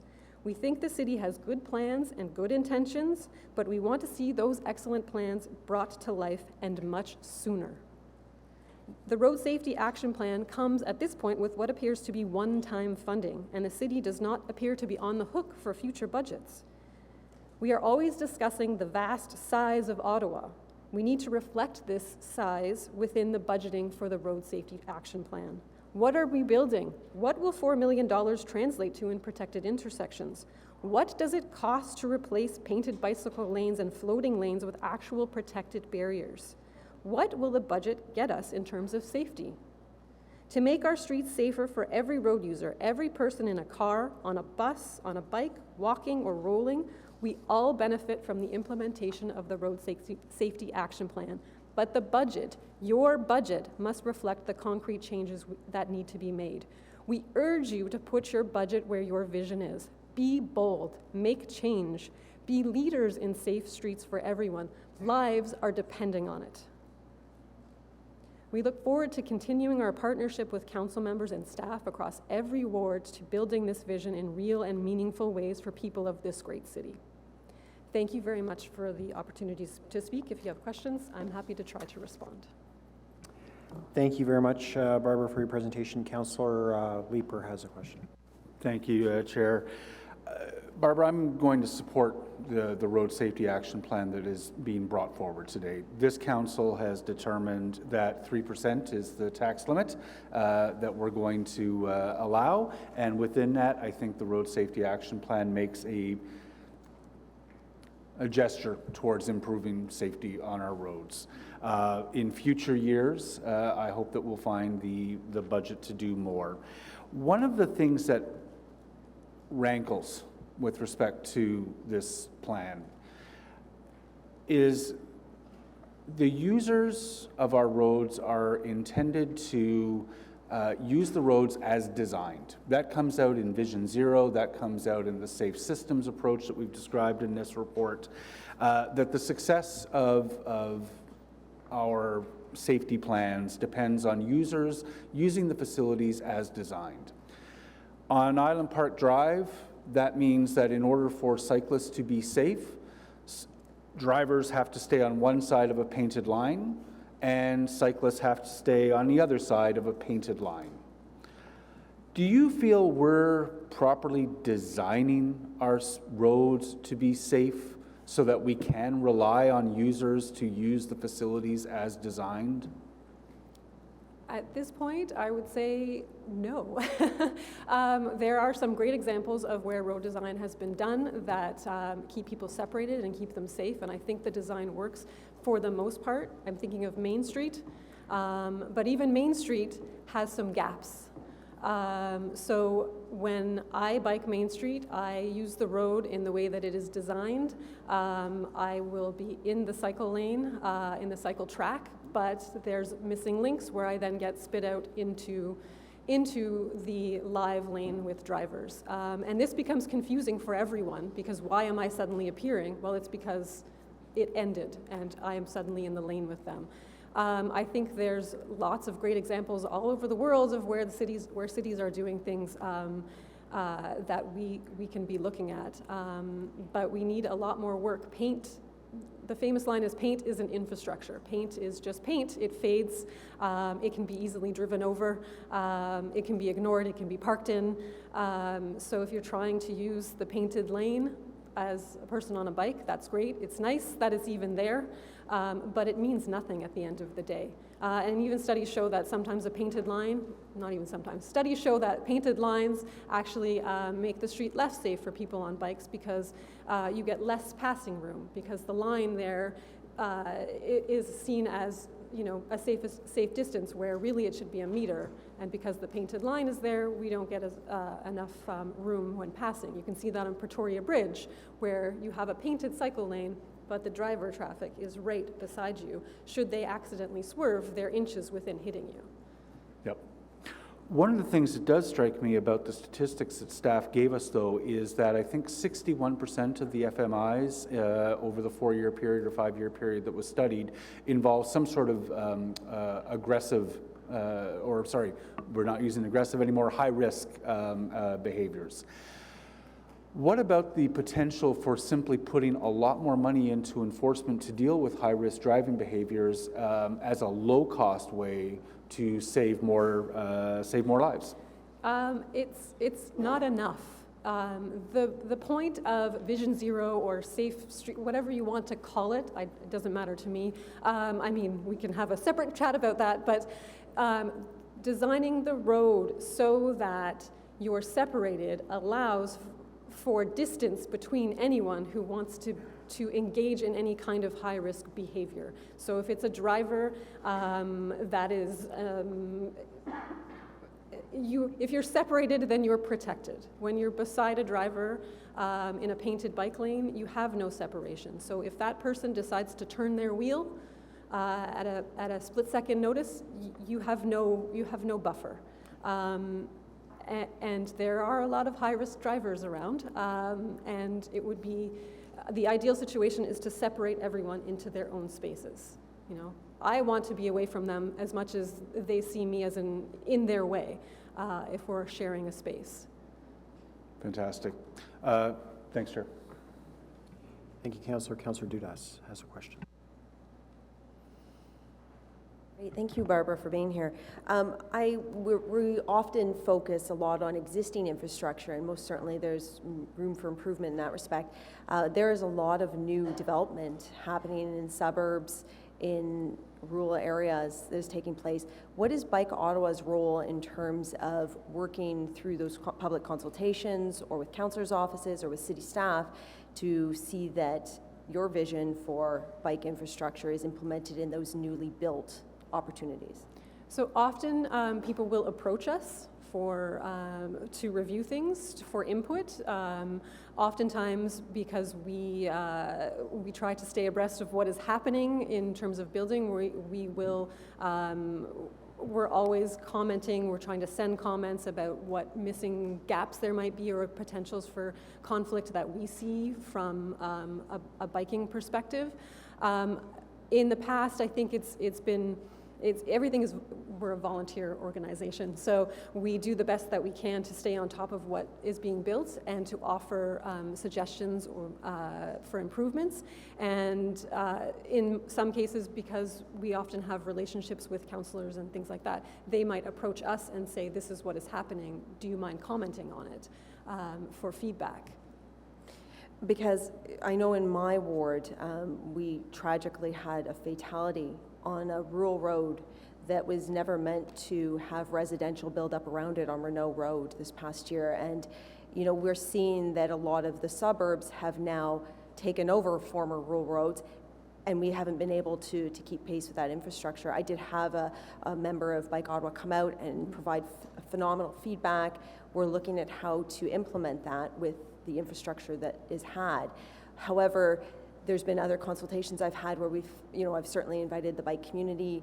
I would love to get their input and really help turn the tide in terms of social acceptance of this kind of thing. And I think that it would be very important for you to maybe make that time to come out to maybe suburban wards and be part of that consultation, because, you know, when I'm trying to advocate for bike lanes on, say, Belcourt, it's very hard to be one voice in many when not having that many people. And I think too, you know, when we're talking about the extension of Brian Coburn and the options that are on the table, to have Bike Ottawa have, an opportunity to be briefed on what's available and have their say, which I think will come into the road audit opportunities as well too. So I'm just saying the invitation's always open for any of the projects in my ward, but you had mentioned you represent or represented or involved in each and every ward, and I think there's a lot of benefit to getting into projects before they even shovels in the ground, as opposed to even just the existing infrastructure. So I think that, excuse me, actually discussions about urban versus suburban sort of spread in our group have been happening, because we've been watching, you know, and hearing from people who are in more suburban settings, more rural areas, discussing these safety things, especially in light of, you know, death and things like that on the roads. And we are seeing that it's not just, you know, it's not just people that are in the urban center, it's everyone that is concerned. And so I would say that, you know, we would welcome opportunities to be involved and to provide feedback. And honestly, in that sense, it would just be a quick email. This is happening, and we'll send somebody, you know. Well, and I think it's important we all recognize when we're traveling through our city, no matter what route we're taking, Councillor, there is no we should rural. really stick to questions, please, okay? Yeah. Good, thank We can talk more. Thanks very much. Thank you very much for coming out this morning. Thank you. Just for members of the committee, Alain McGregor had signed up to speak, but is unable to attend, but there is a submission in the Common Drive if you're interested in taking a look at it. The next speaker is Ward Vershayev. I hope I got that right.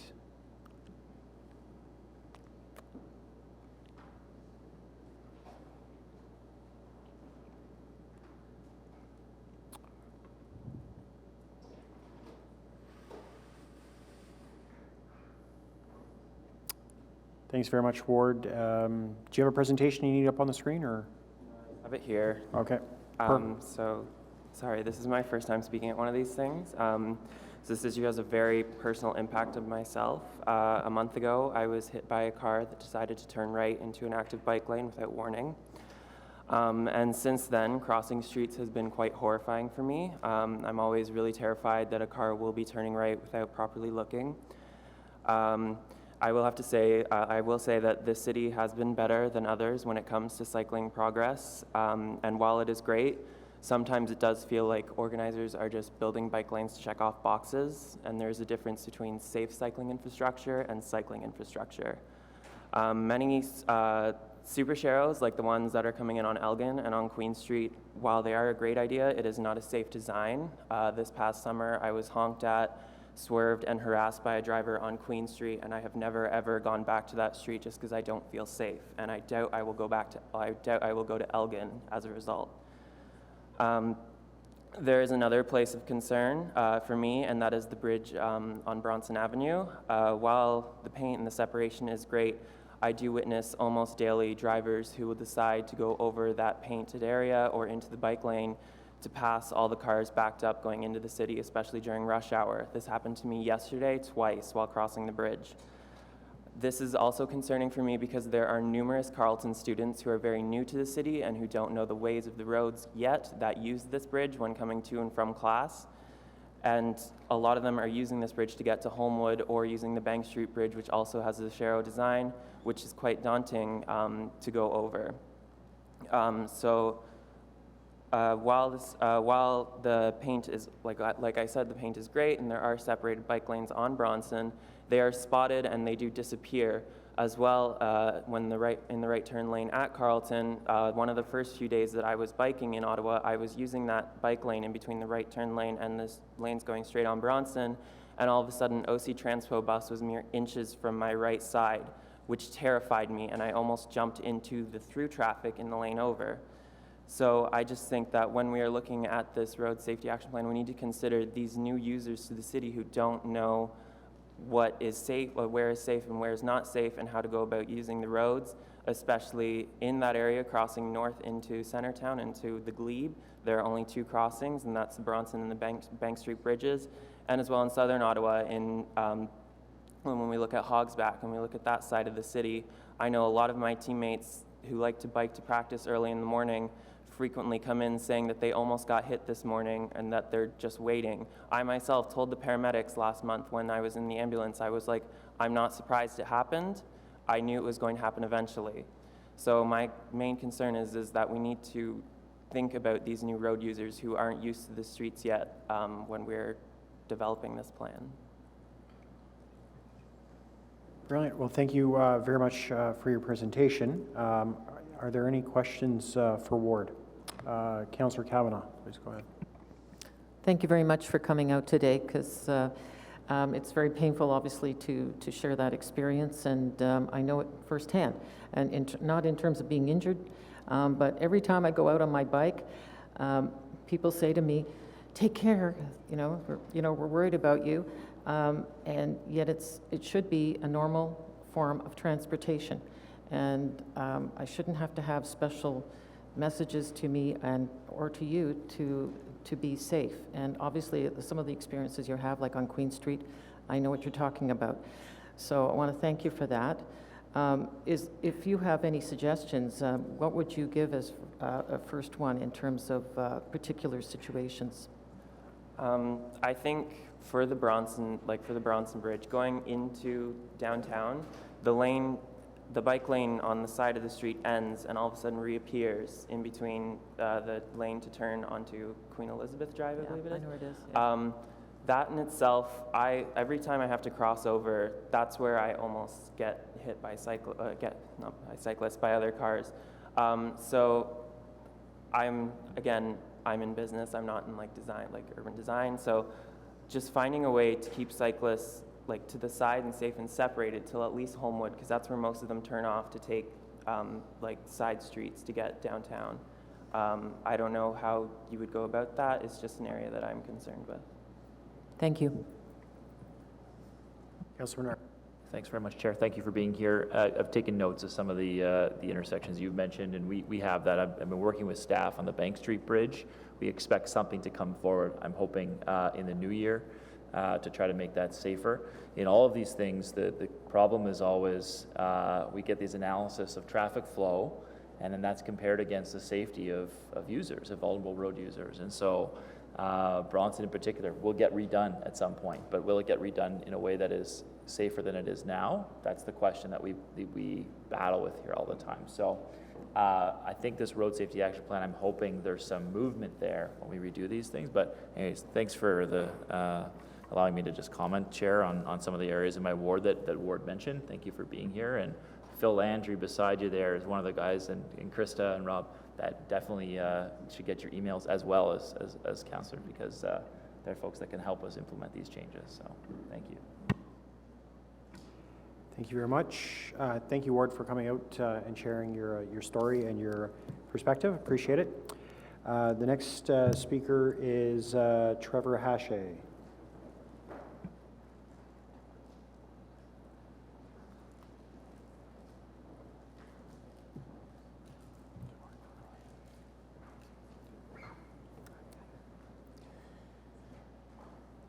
Good morning, Chair and members of the Transportation Committee.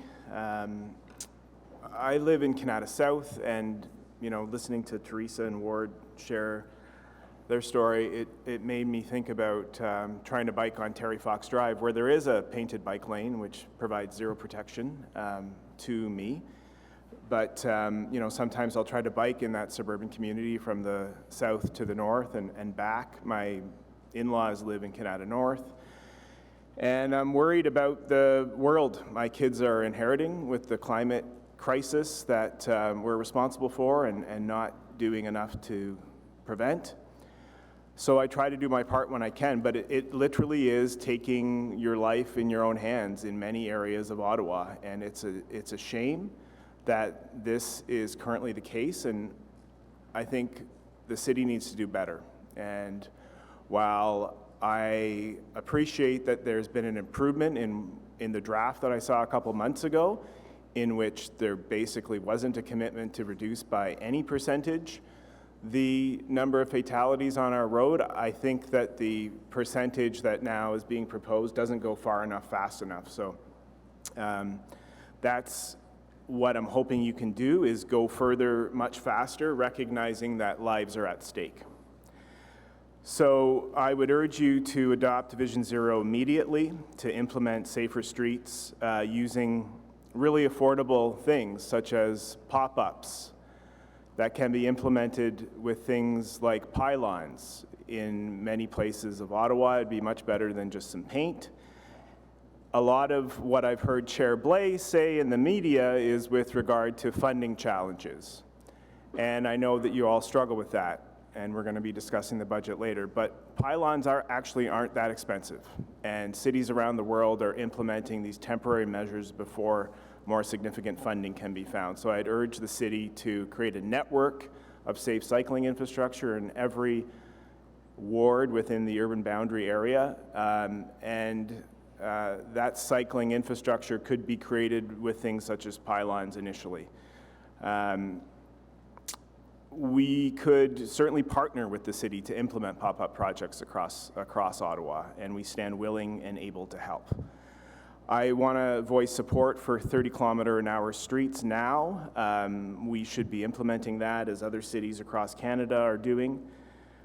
Certainly want to voice support for the idea that we should be prioritizing safe streets instead of road widenings designed to give more road space to people driving cars and trucks. The budget implications of road widenings are massive, and they do nothing to really curb congestion. So we know that if we can get more people on bikes, it will make everybody's commute better, and so that should be the priority. I'd also urge the city to rigorously apply the equity and inclusion lens to its decision-making with regard to where and when improvements are implemented. So Michelle shared earlier about how low-income families that have kids are more likely to experience road injuries or fatalities than families with higher incomes. And that's an inequity. It can be addressed simply by prioritizing addressing it. So what that means is you should prioritize spending in Ottawa's lower income neighborhoods that have poor walkability. Groups like the Ottawa Neighborhood Study can provide you with a list of where those 15 neighborhoods are. I could also do so. I'd also urge you to commit to achieving Vision Zero by 2030. That type of a goal seems very smart in that it's specific, it's measurable, you can assign people the responsibility to achieve it, it's realistic, and it's time-related. Now, earlier this year, I helped to organize a couple vigils and rolls for justice, what we called them, after there were multiple people killed on the City of Ottawa's unsafe streets. And it's very awful that people are still being killed, and it's very sad to have to spend time organizing vigils and rallies for the type of action that you all say you're committed to. So now is an opportunity to improve what is before you now. I think, the Ottawa Road Safety Action Plan as presented today is a good first step. It doesn't go far enough. It doesn't go fast enough. And so I would urge you all to go further, go faster. And I think supporting Councillor Menard's motion would be a good first step, and I'd urge you all to vote in favor of it. Thank you. Thank you very much. Are there any questions? Councillor Ulof, please. Just very briefly, would you support a road widening project if it was to install a dedicated bus lane or cycling infrastructure? I think there could possibly be a specific example looked at with regard to that. Certainly, more bus-only lanes on existing roads would be welcomed. Safe cycling infrastructure would be welcomed in more places of the city. I think Ottawa could learn from other jurisdictions which are basically saying, we're going to create a network of bus-only lanes on existing roads, and while we're at it, we're going to say that cars are no longer able to go on those roads. Those roads are strictly for public transit vehicles, pedestrians, and cyclists.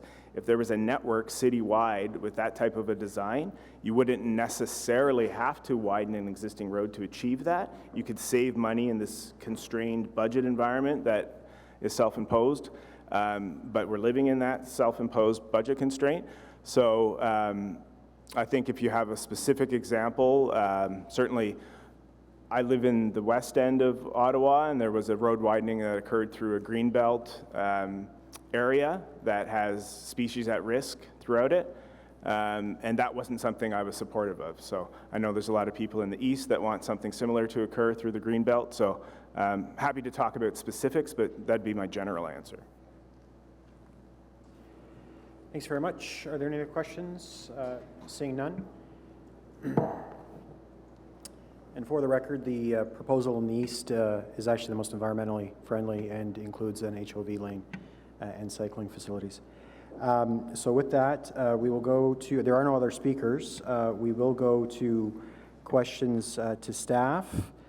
Councillor Fleury is first. And just to remind everyone, we have those motions in addition to the report. Let's deal with it all at once, please, and then we'll get to voting when everyone's done. Merci, Monsieur le Président. Because this is questions, comments, I'll begin with my comments. I will be supporting both motions, and I'll ask as for a friendly amendment on Jeff's motion to include the Byron Market, just so that we're clear on the expectation to the residential. So you're okay with that as a friendly amendment? Aside from Councillor El Shantiri, I think many of us have been at the table for many years. We've lived through the Complete Streets discussions years ago, and I sort of come across it when we pass these reports and these policies, how important they are to set a tone and an objective. Yet the applicability of these policies afterwards gets complex. And that's where I'd love to hear from staff as to the Road Safety Action Plan has a kind of a fundamental in place that needs to tie into infrastructure services, that needs to tie into the enforcement arm through Ottawa Police, that needs to tie into winter operations and the review of MQS. How is the team, beyond what's presented in the plan, making, having the, I don't like to use the word authority, but how does it ingrain these committee objectives and these goals deeper in the organization so that every member, as we redo a street, that the project manager and that the community has that in place, that the review of the winter maintenance from an accessibility point of view and from a safety point of view also be integrated, and then in spots that where we have existing issues that we have proper enforcement. How does that all tie in to what's presented to committee today? Well, one of the recommendations moving forward, Councillor, is if you remember the governance slide with regards to the steering committee setting the high-level overview of the program, and that includes representation at the senior level from not only transportation services but Ottawa Public Health, with the medical officer of health being at the table. It includes Deputy Chief Steve Bell and Superintendent Joan McKenna at the table. So high-level decision makers from all the participating departments are actually on the steering committee. And our goal is to make sure that all of the participating departments are held accountable for the new plan. And so that would be one way. And at the staff level, so that next layer down of staff, we plan to set up the working group once again, made up of all of those departments, including our colleagues at Infrastructure Services, and with the goal of monitoring our progress throughout and identifying gaps in accountability, gaps in implementation at a very, very early stage, and reporting up to senior management to make sure that those gaps are erased. So by adopting the plan and the strategic kind of framework or the governance structure, you're actually asking us to make sure that we keep our peers accountable and keep senior leadership up to speed on where those gaps are occurring. So our hope as staff is we will remove some of those obvious scenarios that you've spoken about. Okay, thank you. In terms of funding of some of the initiatives, there's the goal, there's the $4 million goal and so on, but yesterday I asked a question at FEDCO as it relates to the red light cameras. I believe just offhand, I think it's 12 million that we're expecting from revenue. You don't need to, I'm not specific on the amount here, but are we able to use some of those revenue sources through red light cameras and so on to fund infrastructure services that would fix the issue in the first place? Because a lot of the elements that we're confronting are historic designs that were wider than expected, and now we're, putting signs and trying to do traffic calming. I see that all the time, and no one's guilty yet everyone is in some way. So love to hear from you as to can we use those sorts of pockets? Which other funds should we be looking at to fund the fundamentals, which is proper infrastructure build out? So I can talk about moving forward in terms of what the plan and the report talks to. I see Wendy Stevenson's there. Maybe she can talk about sort of the historical of where we are today. But moving forward, any funds that come in through automated enforcement, through the automated license plate recorder, the school bus camera, the red light camera after 2020, any of those funds will be reallocated to road safety. We're also looking at potential other sources of automated enforcement. We have issues with stop signs. We have issues with bus lane compliance. So those are the kind of things that we're going to look moving forward. So anything that's tied to that would be put into the bucket, and depending on how much revenue we receive, we would then put that towards road safety. Because the goal of this revenue is to reinvest it into that road safety bucket. Okay, that's good to hear going forward what the plans are. I will echo the sentiment of many of the speakers, which is I wish we had come out with an aspirational goal, something that we aspire that might be in 10 years we'll get there, a bit like the AODA. AODA was passed, and it's not like tomorrow it was resolved. We every year spend a bit of money to make all of our property compliance, and then the province set a target year.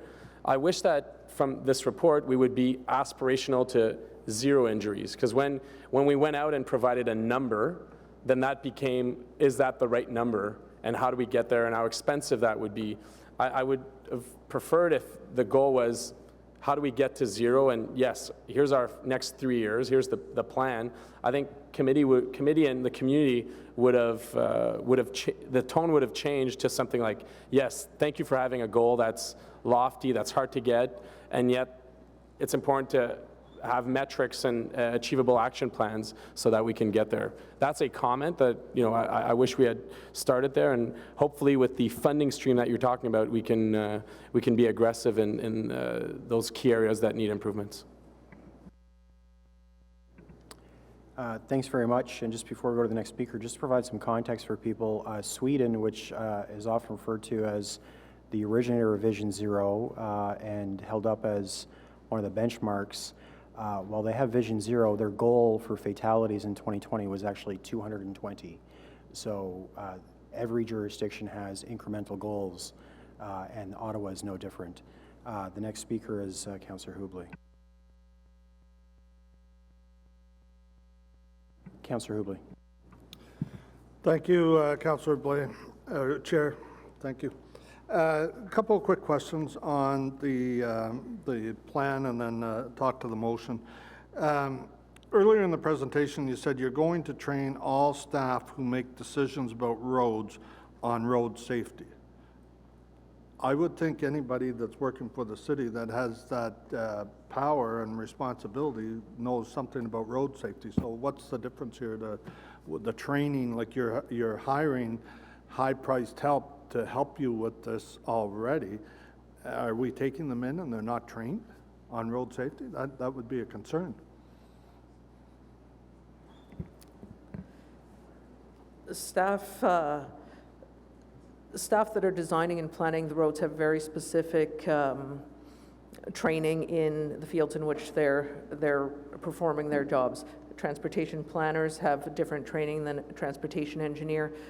Traffic engineer who deals with traffic signals has different training than an engineer who specializes in road safety. But wouldn't they all have training in road safety? Like, I'm hoping the person that's planning and designing the roads are doing it so that it's a safe matter for all users. They're trained to follow the guidelines, follow the design standards and things like that as part of their engineering training or their planning training. But road safety is a specific branch of civil engineering, let's say. And there's a lot more emphasis on how the human factors side of things impact a design choice, right? So how will somebody use the network from a pedestrian's perspective, a cyclist's perspective, or a driver's perspective?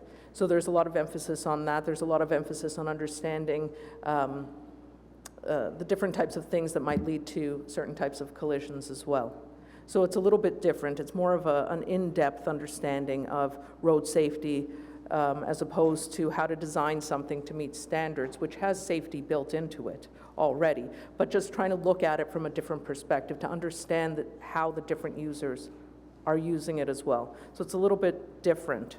And that's what we're going to be focusing on as part of the road safety. So would that have helped us, like earlier, as one of the groups made a presentation, said that the complete street on Main Street that was done isn't safe, that they have to go back out into the roads. So did we design that road unsafe and build it unsafe? No, we don't design roads unsafe. All our roads are safe. We follow our standards. I think the comment is we have challenges where there's an endpoint. Especially, we're sort of at the startup of rebuilding our city to make it more sustainable. So if you look back 20, 30 years ago, the focus was, you know, getting vehicles from A to B. Over the time, we started with bike lanes. That was sort of the best design back in the 90s. And since that, we've evolved to the cycle tracks. So as part of our, you know, and there was a slide that talked about sort of the planning principles. So we brought forward an arterial guideline that talks about any new arterials that are being rebuilt will have cycle tracks on them. They'll have segregated facilities. But that occurs when new roads are being built or when roads are being redeveloped. So we've seen Main Street, which was redeveloped. We've seen Churchill, which was rebuilt. So as time goes on those major streets, anywhere in the city, so it could be out on Terry Fox when that road gets rebuilt, but it doesn't happen overnight. But we put in plans and standards. The Building Better Suburbs is another example of of where we want to design the roads so that when the road gets built, we're not, our staff aren't out there a week later dealing with traffic problems, because that shouldn't happen. So what's being recommended, and there's a recommendation here about designing the roads to 30 kilometers an hour on all new developed roads or new reconstructed roads, is so that we create that environment so that vehicles travel at those speeds. And that's the main focus, because if we can do that, that'll go a long way to reduce fatalities and serious injuries. I want to come back to that later in the discussion around the 30K roads, but moving on with this piece, another recommendation here for the funding is you want to develop guidelines and audit large and unconventional road projects in the planning and design phases. Audit's a big word, and audits can take a long time. What definition of audit are you using, and what's the impact on these projects for your involvement in there from that view, insofar as their timelines and everything? The road safety audit is a process that's been used in road safety programs around the world. We will be following the guidance provided in the Transportation Association of Canada's road safety audit guideline. Don't you do that now, though? But this is why I'm wondering why I'm seeing this as new information. I would have thought that all this is already being done. We do road safety audits on an ad hoc basis from time to time, for sure. But this would be more to develop a proactive approach to identifying locations or construction projects that would benefit from a road safety audit. So right now, it would be more, if something is brought up, then we might do a road safety audit on the project, but this would be more of a proactive approach to identifying those projects before they start, pretty much. And one of the concerns, as you probably heard, is like a road project can take years before anybody actually puts shovels in the ground. So I'm asking, if you're going to do a new process, how much time would get added to that project? There shouldn't be a lot of added time to the project itself. So an auditor can go in and look at a project in the planning stage or in the preliminary design or in the detailed design or all three. But it's usually part of the design process and the timelines that are associated with the design. It doesn't add a significant amount of time to an overall project. Okay, and a question on something I saw in there, pedestrian intervals. What's that? What are we talking about? You mean the leading pedestrian intervals? Well, it says, one of the lines here, it says, implement leading pedestrian intervals near schools and in the central business district. Yeah, so what that is when normally at our traffic lights, when the light turns green and the walk comes up at the same time. So leading pedestrian is the walk would come up and the light would still stay red for vehicles, and normally we put that in for 5 seconds. So we've got about 100 locations in the city, and so for 2020, what we wanted to do is focus where we have the greatest number of pedestrians, so that's why we picked the central business district, and then the other was also tied to schools where we have the most vulnerable users. So we're going to... So the schools will be citywide? Yes, schools will be citywide. So it's to proactively go out, because in the past we've just, sort of waited for people to deal with that. So as part of our resource plan, we're asking for one person to work in our traffic signal area that would be proactively going out to those schools and within the core for 2020 to identify those locations where it would meet the criteria to put those in, because safety studies have shown that that by adding that in as an advance warning, it does reduce collisions and severe collisions with pedestrians. Thank you for the explanation. Now, finally, turning to the 30K piece, 30 kilometer per hour roads. This year, I believe, is when we launched like pilots in this. I know in my area, for example, we identified some streets to put the 30K in. My understanding is your people will go in and actually do measures to see what the compliance rate is, because one of the things I've always read in reports about transportation planning and heard from you and others in staff is the sign doesn't make a difference. It's the design of the road. So right now, because we're talking about photo radar, and at the same time talking about 30-kilometer streets. What I'm hearing from a lot of residents, okay, you're just setting us up for a big cash grab here. So what's the plan here? Like, we have a pilot, but now I'm hearing like if some of these motions get approved today, you want to move from the pilot right to an implementation of 30K on all the residential streets as they get brought on? I think the idea, and we brought forward our policy on 30K, it was last year or the year before, and the intent is we want to ensure that when we sign a road at 30 kilometers an hour or 40 kilometers or 50 kilometers, that the vehicles are traveling at that speed. Because we also have a lot of data that shows, especially when we had a lot of streets at 40, when it used to be 50, the speeds don't change.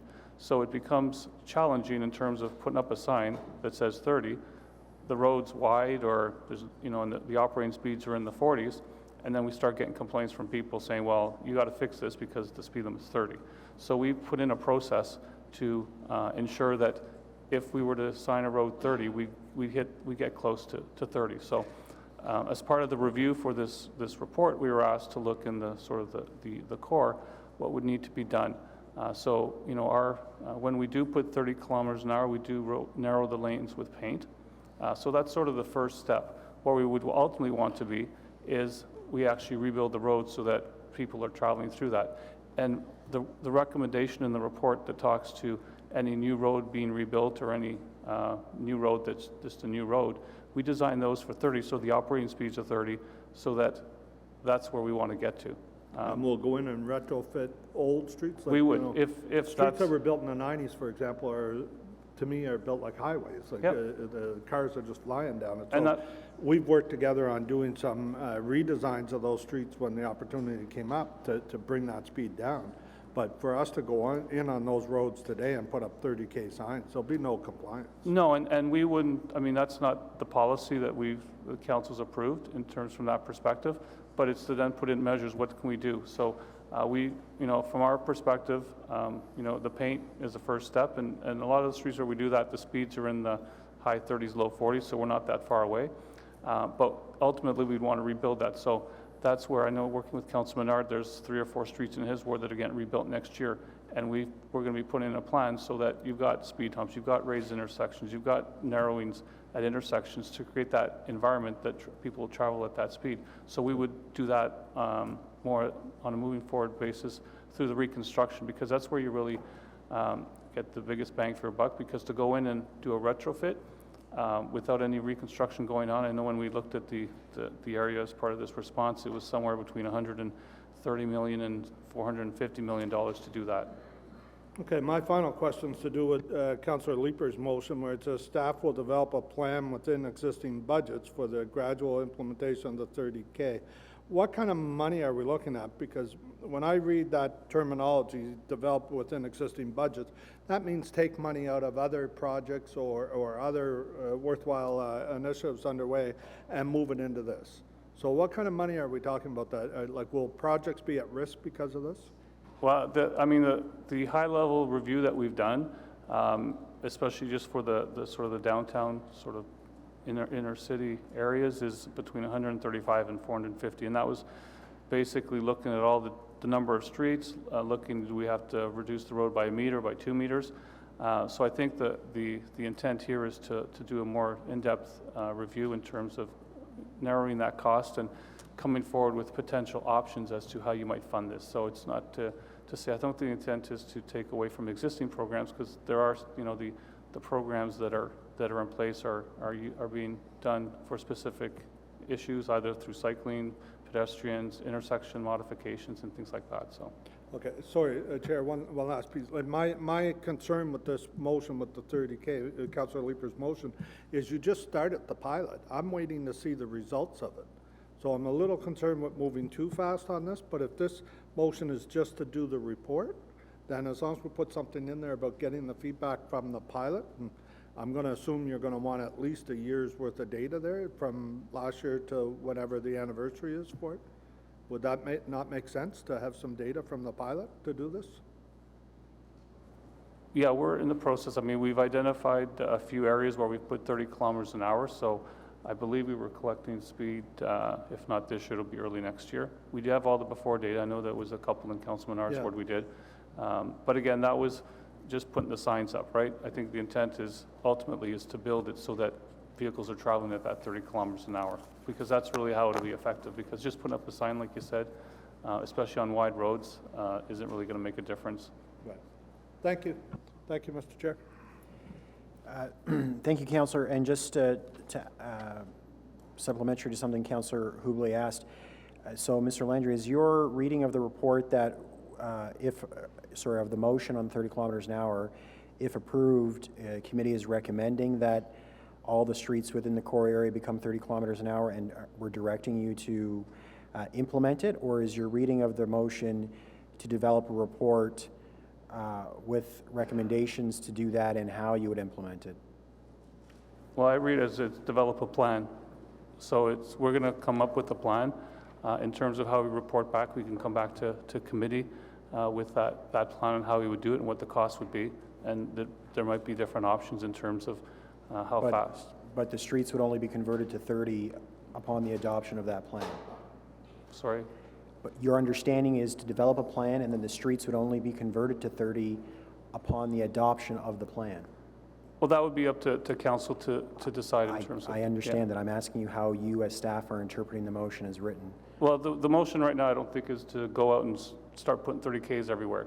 Okay. I think it's to come up with a plan and come back and then, because there's going to be a cost implication, because we also looked, you know, if you just put the signs up without any modifications, you're talking about $600,000. So we don't have those funds. So I think the intent is to come back with a series of options on how you could do things, and then also what the cost would be, and then we would follow council's direction. I'm sorry, I've heard two different things. You said you think the motion is directing you to make them 30, but then you want to come back with a plan on how to do it. Those two seem to be in conflict. Okay, Either we're making them 30 or we're asking for a report on how to do it. I think it's a plan on how you would do it. That's my understanding of the motion. It's not to make it 30. What you're thinking? Yeah, okay. The next speaker is Councillor Egley. Thank you very much, Mr. Chair.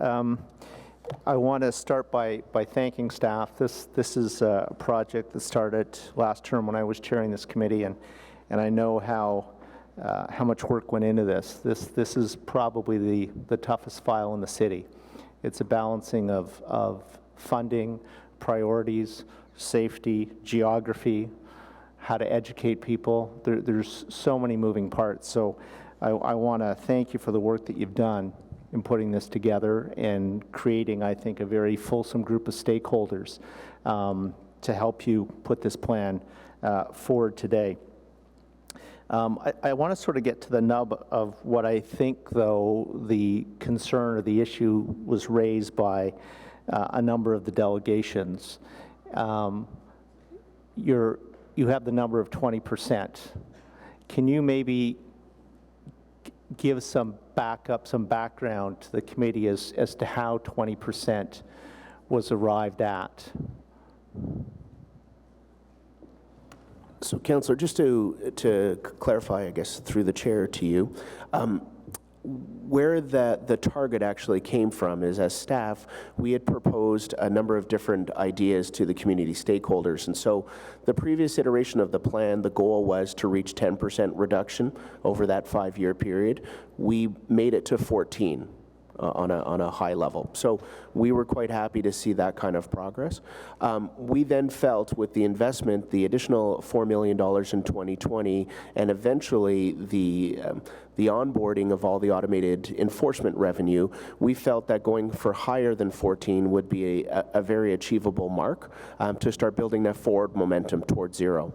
So in consultation with the stakeholders at the last session, they did encourage us to set a goal that was achievable, that we could measure, and that hopefully as staff we would achieve through all the different interventions. So that's where we landed on 20%.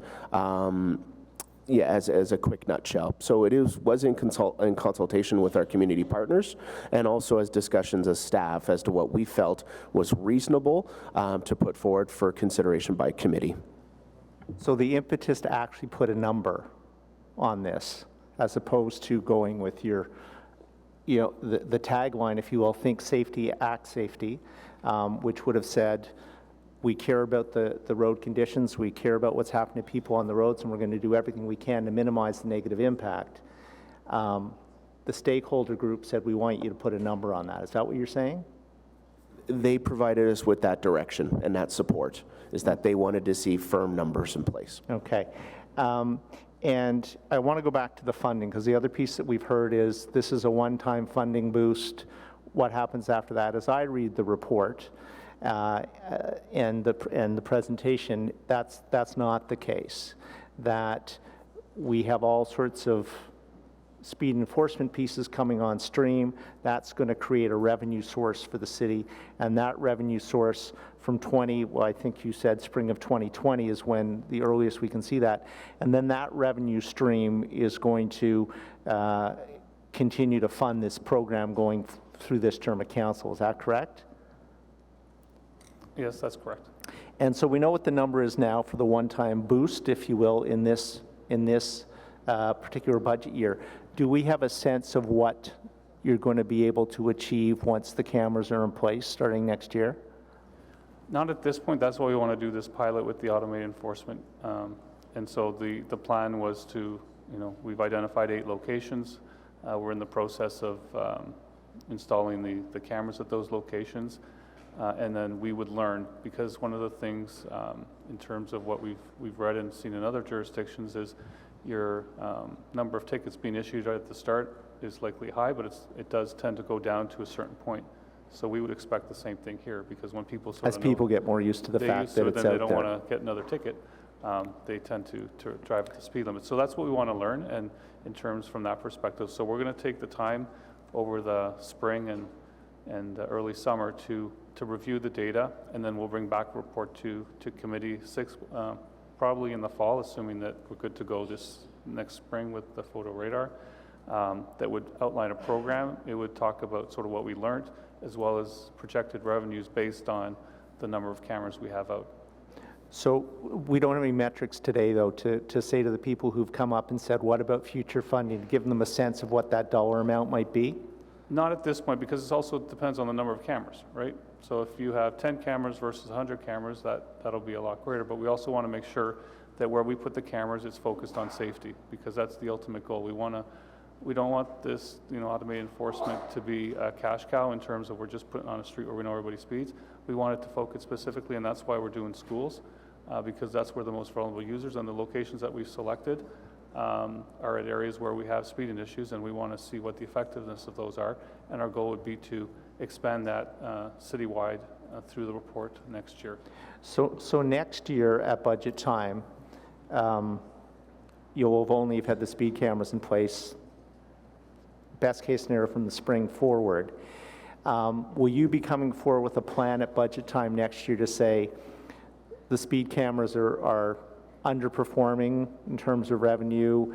We think we need X dollars in order to carry on with what you've approved with this plan, and say to us, these are the dollars that we need. Regardless of what's coming in from the speed cameras, these are the dollars that we need to achieve our goals. In terms of the road safety action plan?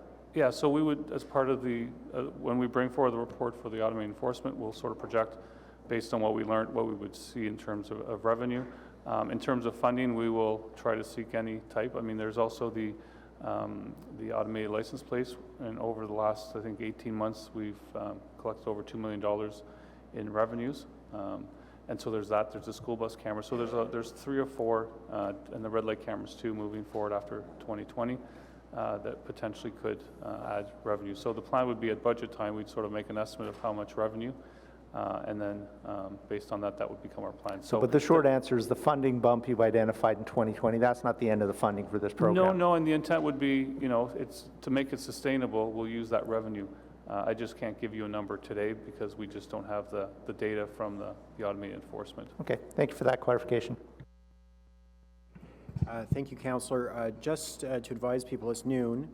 We still have several councillors who wish to speak on this item, and we have 2 fairly hefty items left on the agenda. So my intention is to break after this item is done for lunch, and we'll come back 1/2 hour after that break. So if anyone is here for term of council or budget, please feel free to go and do what you need to do and come back a half hour after we break. The next speaker is Councillor Kavanagh. Thank you very much, Chair. I want to thank you for all the work you've been doing over the years. Mr. Wilkinson, I met you when I was a trustee because you did a lot of work with the walking school bus and safety on routes to schools, and I appreciate that. Lots of work to do, and it's something that was very, very important to me. I was on the committee for the active transportation, which Asta chaired, and my frustration with it is that it was very hard to grow walking school buses because there was no representative, political representative anyway, on that committee, that advisory committee. So we were all talking to each other back then. But I'm pleased to see you're looking at least at expanding the program. I guess it's still going to be through Asta for the walking school bus. The walking school bus will be run through our travel demand management program and transportation planning. I believe the plan is to develop a hybrid model with paid volunteers and paid personnel and volunteers running each of the routes. Thank you. I have to admit that kind of irks me because we wouldn't have volunteer school bus drivers, but we consider it okay for the walking school bus. I think we have to treat it as a serious step forward in terms of promoting active transportation. So why we leave it to, that it's okay to have volunteers do it when we wouldn't do that for other things. I want to get an idea of backlogs, because for the adult crossing guard program, you say you're going to have 10 new locations. Well, how many are warranted right now? At this point, all the warranted locations have guards at them, so the 10 new guards for next year are based on the studies that we'll do next spring, and depending on the numbers that meet warrants, then we'll fund those. If there's more than 10, then we'll fund the top 10 based on the priority list, and then the others would have to wait either for additional funding at some point next year like we did this year, or it would wait till the following budget cycle. You don't know how many is on the waiting list right now? No, I think we've got about 30 or 40 requests. Yeah. Now, one of the things we're also doing as part of this plan is to proactively go out and look at areas where we have a lot of pedestrians, because right now we take in the requests, but there are some areas that people just don't know that you can actually ask for a guard. So we want to go and take a look at that, and that's something that we're going to start working on next year as well, to make sure that we're fully representing where the issues are. And we're going to work with our police as well as health in that perspective, because they've got community officers out in the schools. And so by providing them that information, we can potentially ensure safety for everyone in the city. I know that it's always tough to tell a school that you might be getting a crossing guard, but we have to see if you come up in the lottery kind of thing, because there's only so many dollars for it. Is it possible to get an idea of how much it would cost to actually cover off those that are warranted? Well, the cost for a guard is about $12,000 to $12,500 a year. And the number that are warranted, now over the last 3 or 4 years, we've seen a bump because of the changes Asta did with the school busing. So we'll see next year in terms of, like I said, the requests that have come in is between 30 and 40. Over the last couple of years, we've been in the 70s in terms of requests that have come in. But from a prioritization, we do look at the most vulnerable locations first. So for example, if it's a mid-block location, that would get a higher priority than if it's warranted at a traffic light, because at a traffic light, you've already got that thing. So. No, I appreciate that, but I think when people put that request in, they're worried about their child's safety, and if it warrants, it warrants. One of the things I observed in Quebec is they have walking school bus signage on the streets, where they actually put signs up at corners and saying this is a corridor scolaire. Would you consider that idea? Because it encourages people to realize that kids, it's not just at crossings, but kids go through this neighborhood and walking. That's something we can consider. Okay, because I see it throughout Quebec, and it just reminds you that children are walking through these neighborhoods, particularly on when it comes to roads that are a little busier. So I appreciate that. I have to ask this question because I was looking at the list of those you consulted with. How did you apply the gender equity lens in terms of how you dealt with these issues?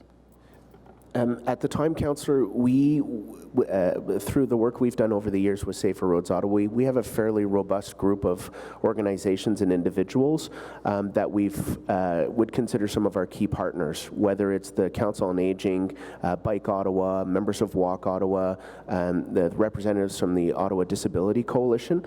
So at the time that we put together the consultations, I would have to say we didn't necessarily apply a specific gender lens to it, but what I can tell you from the membership that actually attended and the representatives, we had a very, very good balanced a group of people in the room. But again, that would be my mistake, is that I didn't ensure, as the person leading the consultations, that we applied the lens, and as a takeaway, we'll make sure that that doesn't happen again. Yes, I appreciate that, because when we did our meeting, the session back in September 30th, one of the top issues that came up was just security and safety. And this applies to road safety too, how people feel in their communities, and it's in terms of how they feel about crossing the street or walking in their neighborhoods. So I think this is really important because it's perceived safety in terms of just getting around their neighborhood, and this is something, of course, that we want to promote. So I thank you. I hate to admit it, but I have to agree with the Vice President of FCA on some of the points he made. In terms of the fact that sometimes you just don't get to the full list of all the priorities, that when I present as a councillor the things that are a priority, we can only just take like the top one or two for my area, for the ward. I think we need to look at assessing how we can get through these, because they're all priorities. The top concern in my ward is traffic calming and making safety measures for getting through their community and reducing speed. I wanted to talk to you about speed bumps, because they're probably one of the most popular requests I get, and I get already about the concern about emergency vehicles. But is it possible to include them in a higher priority? I noticed you use it as the symbol here for traffic calming. I think it's probably the one that's the most effective in terms of actually making people slow down. Signs don't seem to work, as has been mentioned. In terms of sort of the measures, there's a toolbox of measures. So speed humps may be appropriate on certain streets. We may want to narrow roadways, constrict roadways, and I think that's, in terms of the permanent work that's been done under Ms. Chee's group, they look at all those different types of options, so raised crosswalks or raised intersections. So it depends on the context of the street in terms of what you will do. I think, in an urban area, you've got cars that park on the street. That can act as a very good traffic calming. It's very inexpensive. I know when I go to meetings with people, the first question I ask them is, do people park their cars on the street? Some they say yes, some they say no. I say, well, you can fix your speeding problem or address it in 10 minutes by parking your car on the street. So there's a toolbox of things that we do. But specifically for the measures to get to the 30, that'll be one of the things that we will be looking at. Okay. Thank you. In terms of when I look at this list, as well as gender equity, you've got a really good list, don't get me wrong, in terms of who you've consulted on this. But if I could add, in terms of just reaching grassroots, you have FCA, which represents the Citizens Association. I would suggest you also include something like OCASC, which is the Association of Parent Groups for schools, because that's who I hear from the most, is parents, and of course, as a counselor, I reach out to them in terms of parent counseling, but I think as a whole, I think it would be good to have their vision as well, because they're sending their kids out every day, and they certainly see things. So, thank you. Thanks very much, Councillor Kavanagh. And to confirm, all warranted crossing guards are fully funded. That's correct. That's right. As of today, yeah.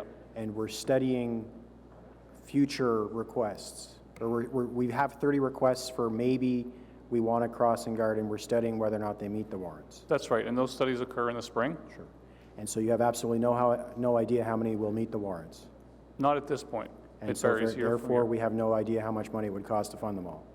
Yeah, so on average, I mean, the average has gone up a bit over the last couple of years, but Yeah. previous to that, it was about 10 a year, and that's why we picked that Yeah. number that's in the budget. Yeah, no, it's just very hard to predict what will be warranted or not. Councillor Brockington has asked that I ask a couple questions on his behalf because he had to step out to take care of his child because of the strike. So his first question is, how did staff arrive at 20% as the reduction in deaths and serious injury over 5 years? I know Keith asked it, but Riley wants to ask it as well. Yeah, so as the chair through you and to Councillor Eglai, who's no longer here, the similar question is, originally or as part of the overall community consultation, our community partners asked us to come to a very specific and attainable goal, and as staff, we came back to the table with 20%. Perfect. And his second question is, how will future budgets be augmented to make physical changes to roads in established neighborhoods? Well, I mean, future budgets, so it'll depend on the amount of funds, if we go with the recommendation that's before you today in terms of automated enforcement. Again, the funding for this program is all data-driven, so we will be looking at the data every year and identifying what the data is telling us, and that will help us develop where we want to fund the measures to reduce the fatalities and serious collisions. So just say that, next year the plan will be the same as what we have this year. It may be the same or it may be different based on what the data says.ฦPerfect. If you could maybe send Councillor Brockington a note on that, that'd probably be very helpful. The next speaker is Councillor Menard. Thanks very much, Chair, and thanks for the report. I think there's a lot to like in the report, that it sets out a plan, but there's still some areas obviously to be desired. But I think that there's a bunch of good in there as well. So I'll get into the areas that I think are still left to be desired. Just on the motion I've put forward for 5 and 6.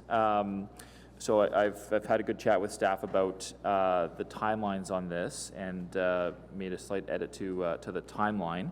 I just want to make sure that you have the resources to be able to complete the actions in number 6, and that bringing back options as part of the 2021 SRSAP annual report with implications for us to look at a zero traffic fatalities by 2035.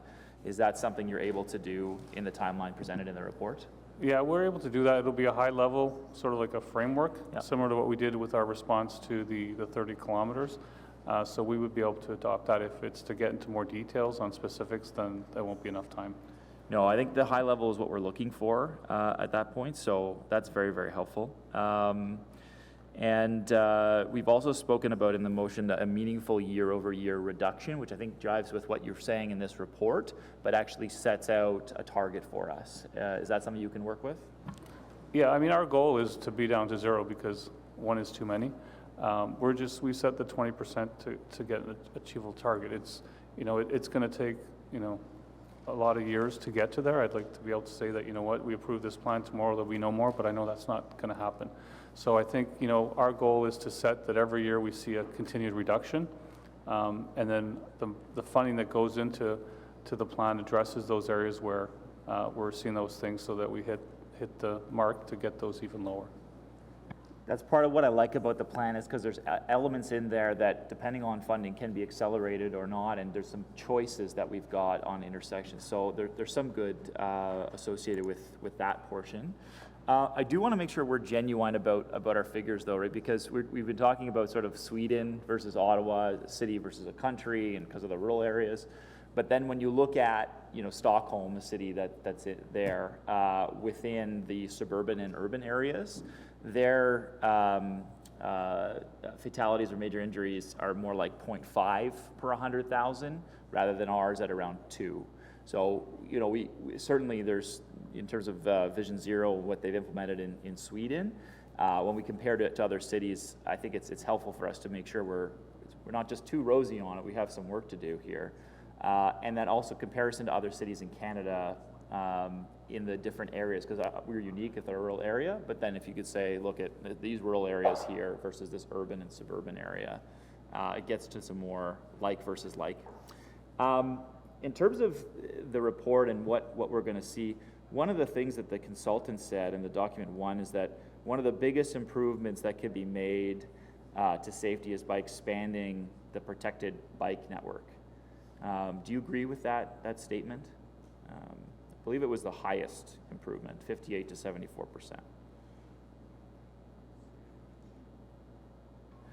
Well, I think any improvement to all different modes. I mean, the challenge with the most vulnerable road users is, pedestrians, cyclists, and motorcyclists is they're not protected like when you're in a car when you have a collision. So if we can dedicate our resources to specific issues. So for example, we're going to be coming forward in, I believe it's April at committee to talk about the high volume cycling and vehicle intersections, to come up with a plan in terms of, I think we've identified just over 30 locations that will have a sort of a functional design to say, these are the locations based on the data as well as feedback we've had from the community. It's going to cost X number of dollars. This is what we could do if we had that money. So that's what we're going to try to target, those things, but we also have cognizant that this road safety action plan is for everywhere in the city. We're also seeing challenges out in the rural areas where we have an overrepresentation of fatalities because of the higher speeds and the designs. So we need to try to balance everything to make sure that we're targeting and addressing the fatalities around the city. Okay, and in terms of what this will meaningfully change for some of the streets we've got, let's just take some examples. So for example, we just did Queen and Elgin, right? Would those have potentially been done differently had this report been passed in terms of how we did those streets versus what we've got there now? Well, those streets were designed for 30 kilometers an hour. So I know on Queen Street, when you drive through there, I was there around 7 o'clock a month or so ago driving it, and everyone was going between 30 and 35. There weren't people going like in the past where there's nobody there, you're going 50 or 60 or 70. There we've got raised intersections, we've got roadway narrowings, and similar to Elgin Street, you can even see now the curb lines that are starting to appear, and it's a lot narrower. So I'm expecting the speeds that used to be in the 50s are going to be a lot lower. So I mean, that's one type of street. There's the others like Main Street. We got the segregated facilities. So all the designs that we're going to be putting in place has that complete street lens, and with a goal, especially in the core area, to design at the lower speeds, because we know there's so many more pedestrians and cyclists traveling through these corridors. I guess I'm just thinking about the stat out there that it's cheaper for us, if we're building a bike lane, it's cheaper for us to have that raised, separated facility along with the sidewalk, and for our snowplow operators as well to clear it, right? But that's a cheaper thing for us than doing it on the street at grade with the road, is my understanding. It's actually cheaper to go up, and so in some cases it may make sense. But just on the roads, so Bronson's going to get redone at some point, right? So would this report change anything to do with how Bronson would get redone? Well, I mean, again, Bronson, we have to look at also the context of the road. With being a major arterial road, if you reduce lanes and you take lanes away, there's still a lot of traffic. Then traffic starts going onto residential streets, which we don't want. So we're trying to find this balance in terms of that. So, but for Bronson, there may be opportunities to design it so that instead of traveling at 50 or 55, they're down closer to 30 or 40. So I mean, ultimately that would be the goal, but we also have to be cognizant that we still need to have a transportation network to move the vehicles that do travel through the city. So it's trying to find that balance in terms of enhancing the safety so that if collisions occur, people don't get hurt, but also not creating situations where people start shortcutting down residential streets. And usually when they do that, they're going at higher speeds because they're trying to catch up on time, which is the worst thing we want. So.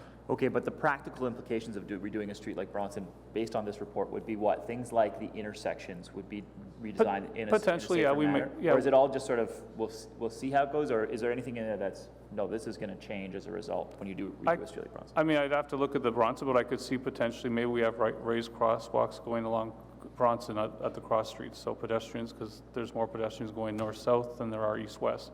So providing that could be an option. Maybe we look at some raised intersections. gradual. So I mean, those are the kind of things I think you need to take the context of the road, so that what you design on Bronson may be different than what you would design on Bank Street or what you design on Elgin Street, because they have different like there's just a different type of areas in the road and the landscape. Okay. We also, in the report, see that we want to ensure that we have safety of vulnerable road users come first, and that Rob had mentioned, Mr. Wilkinson had mentioned around safety trumping flow, right? That it's not just all about flow, that we need to make sure that people are safe. That's our goal here.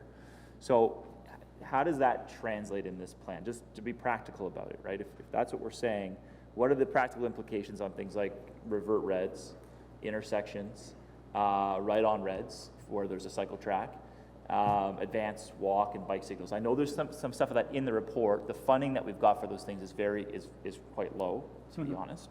But what are going to be the practical implications of saying safety trumps flow wherever possible for things like those things I mentioned? Well, I think some of the measures that you've identified is not a high cost. So for the work that we're going to do with the red reverts, where we're going to, they won't be in place at pathways with bike lanes or on bike lanes. It's just a change in the controller. So we've got fundings to make sure that there's no conflicts with other features of the traffic controller. But it's not like it's $1,000 a location to do one. Once we've got it working, it's basically enabling something. So there's some measures that aren't very expensive, and so the leading pedestrian indicator would be one example. We just have to be careful because, if it's trying to find that balance. Safety will be the ultimate in terms of we want to make sure our roads are the safest, but we also don't want to create situations that the implications of doing something at an intersection at one point makes it less safe at another one. Right. So in the core, it's more the queuing. In terms of if we implement something at an intersection and downstream, all of a sudden what used to be vehicles didn't block the intersection, now they do. Well, you've made it less safe for that intersection. So it's that balance that we need to makes sense. And then in terms of councillors around the table, saying Councillor Dudas Ward, if she says, I don't want, there's a right on red here, we've been getting a lot of potential accidents there. If Councillor Dudas wants to say, look, can we not have this right on this red anymore? What happens at that point? Do you just review the intersection? Is the same thing that happens now, or is there something in this report that'll say, no, there's more authority to the councillor to say, this is a real concern, we need some action on this? I mean, we would, any intersection in the city, we'd bring recommendation in terms of if it's a safety, we would say, you know what, we need to put this in. If the ward councillor doesn't agree with that, they could come to committee and get that reversed, if that would be. You've identified some in the report, right, where we're going to automatically change them right away, and others where we're saying we're going to review. Yeah, exactly. I think our plan was to there's some locations where we have the bike pockets. We'll put those in. The bike pockets, or the double right turns. Right. So we already put those in. So there's a lot of stuff that are already in place that will just get put in. Okay. If there's others where we see from a road safety perspective that it would enhance safety, then we would bring that, we would make that recommendation, and our hope would be the ward council would agree. Okay. If they didn't, then we would have conversations, and ultimately we would come to committee. Okay, just on big buttons. So one of the things I had requested earlier on is, because sometimes when you're at a light and the light turns green for the car, you haven't touched the beg button to go. The light turns green for the car, but you don't get a walk signal, but the car gets to go, it's green. And so we've said, look, can we look into an option of saying when that car gets to go, because they're going anyway, the car, you can have the beg button that's there, but when they get to go, the walk signal also just automatically turns on. So it's just triggered by the green light rather than, say, somebody pushing the button. So do we have that technology now, or are you saying that we're going to be getting there with that technology? So, I mean, we have the technology. We just need to review it through our traffic system to ensure that it doesn't deal with other issues in terms of the safety of the traffic control system. So the plan is to, and also the impact of the leading pedestrian interval, because we want to make sure that if we were to do that, because we have looked at doing it at streets to that if you do it there, that you can't use a leading pedestrian interval. Well, from our perspective, we'd prefer to have the leading pedestrian interval because studies have shown that it enhances safety. So in those situations, what we've done, like we did on Bank Street, is that we run it fixed time during the day, which allows us to do that. So we're in the process of, and we'll be doing that this spring, to review that, to ensure that if we do have that feature in the controller, that it doesn't prevent us from doing the leading pedestrian interval. Okay. So it's in the progress, and the idea would be to do it at locations where the crossing times for pedestrians, so probably like 4-lane roadways, are similar or not too much different than what the time is for vehicles. Because the last thing we want to do, especially when you get outside of the core, where it's 30 or 35 or 40 seconds on some of the wider roads, that you bring that up if there's only one car, because then all of a sudden you've got this interval that's 40 seconds long, and especially if there's not a lot of pedestrian volume, it just becomes a challenge from a road safety and a management perspective, because then people know that always cycles, they're going to tend to want to speed to not hit the red light, and it's just sort of a winding road. That's Okay. Councillor, you're well over your time. Oh, I am. and, Okay. Like well over your time. So if you wanted to take 10 seconds, that'd be fine. Otherwise, we need to move on. You know what? It's okay. Thanks very much, Okay, Chair. thank you. Councillor Leeper.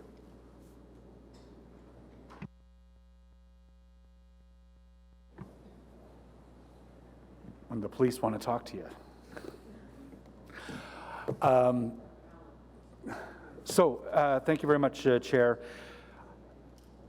First set of questions. One of the cynicisms that I've heard, and I kind of feel myself when I've read the plan, is we have a goal of eventually achieving zero. We have a plan of achieving some quantifiable amount on our way to zero. That's great.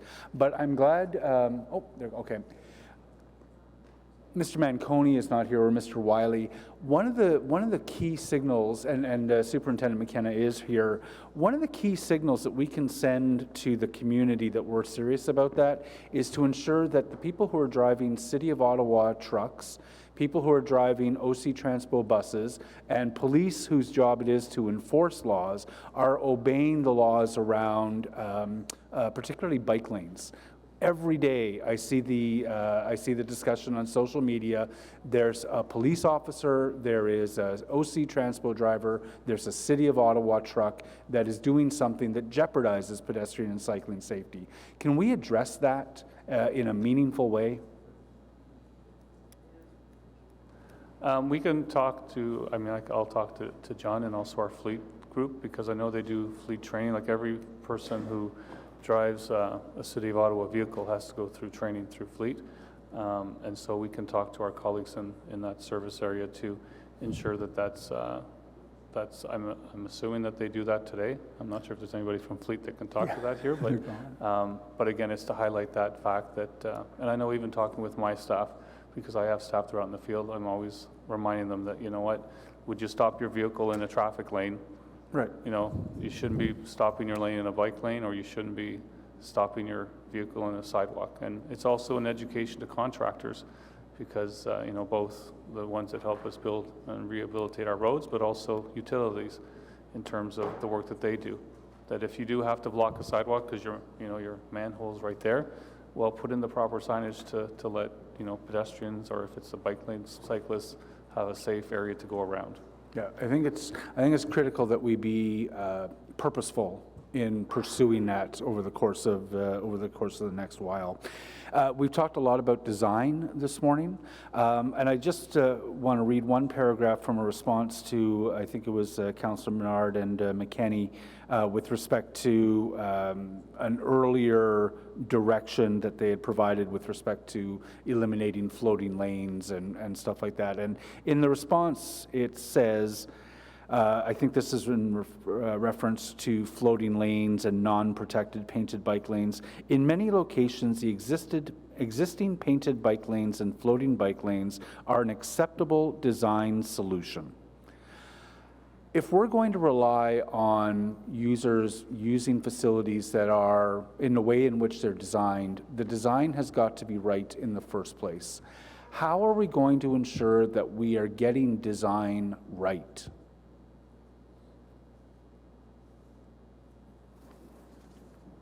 A couple of the items that are identified through the Road Safety Action Plan for that purpose would certainly be the Road Safety School, which will help designers look at their work and make decisions based on road safety. Another item would be the road safety audit program that we're hoping to start up, which would help us identify through new constructions, reconstructions, what the safest facility would be for all road users. Depending who's looking at that and what sort of standards they're using, that implies different levels of safety. So with respect to, existing painted bike lanes and floating bike lanes are an acceptable design solution. That's according to the Transportation Association of Canada and the Ontario Traffic Manual. The Ontario Traffic Manual is probably several years behind in terms of cycling safety. How are we going to ensure that we are looking at the most forward-looking, most recent research with respect to how we design our roads? So, the Ontario Traffic Manual, I believe it's in the last 2 or 3 years, they've created a cycling manual that discusses and provides content on all the different type of features. I know that we've got staff that are at the city that are on that working group, and I believe, I don't know if Ms. Chi would know if you want to come up. Mr. Grimwood can give an update because I believe he's the one who's on that working group. Because we know that there are organizations like NATCO that are, much more forward-looking than some of the other national organizations. And I want to make sure that if we're designing things and relying on people to use the facilities as designed, that they are the safest possible design. So, Mr. Chair, just to share that the city is participating in the current update to the Ontario Traffic Manual Book 18 for cycling facilities. And as part of that process, we are looking at best practices from elsewhere. You mentioned NACTO, that's one of the references. And so we do keep track of those latest developments in terms of design and best practice. And the new Book 18 project is coming to a conclusion, so we do expect within the next year or so that manual will be available. But we are already referring to it for reference in terms of our practice. Okay.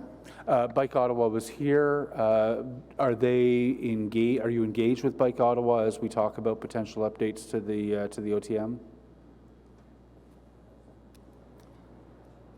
The update of that manual is led by the Ontario Traffic Council, which is primarily funded through the Ministry of Transportation for Ontario. And so it is an initiative led by that group, and it's primarily focused on practitioners and industry. But as you are sitting at the table, how is your input being shaped by those who use the facilities here in Ottawa?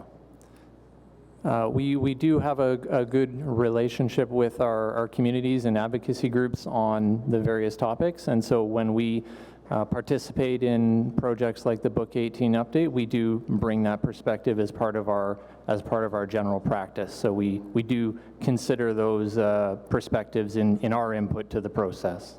Okay. Moving on. With respect, again, I'm still struck by the fact that 61% of our FMIs involve some sort of high-risk driving. If everyone simply drove well, we probably wouldn't need to spend millions and millions of dollars redesigning our streets. But we know they don't, and so we have to. Automated enforcement of speed is obviously something we're starting to make good progress on. We have automated enforcement of the red light cameras. What are some of the next horizons, especially as cameras become cheaper and the computer processing power to take a look at other kinds of infractions becomes possible? Are we looking at how to use automated enforcement on no right on red, unsafe lane changes? Like, there's any number of areas where high-risk behaviors are imperiling other road users that could be enforced more cheaply if we had the right cameras and the right algorithms in place. Is there a next horizon past red light camera and speed? Through the chair to you, Councillor, as part of the Safer Roads Ottawa budget in 2020, the steering committee has approved a funding envelope of about $75,000 specifically to new technology, which essentially lets us loose into the domain of technology and looking at other jurisdictions and seeing what they've successfully implemented. I know in speaking with my colleague Krista Tanaka, we both have a concern about bus lane enforcement. And really, from an automated perspective, there probably is no reason for us to use humans to do that type of enforcement because cameras could work very, very well. So we will be trying to pursue that type of pilot, working closely with our colleagues at the Ottawa Police Service and the Traffic Enforcement Unit, but it won't stop there. We've also seen some technology around stop sign enforcement that takes place in California. So we're always looking for the newest and best thing. Yep. The rolling stops. Obviously, we have, I don't even know how many thousands of intersections in Ottawa. The rolling stops are putting pedestrians at peril, and that seems like a really interesting candidate to try to enforce with automation, because we'll never have a cop on every single one of those corners.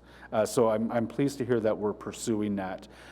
The final question I have is around the same thing I think the FCA identified when I was writing about the Road Safety Action Plan recently, identified the same piece from the consultant's report.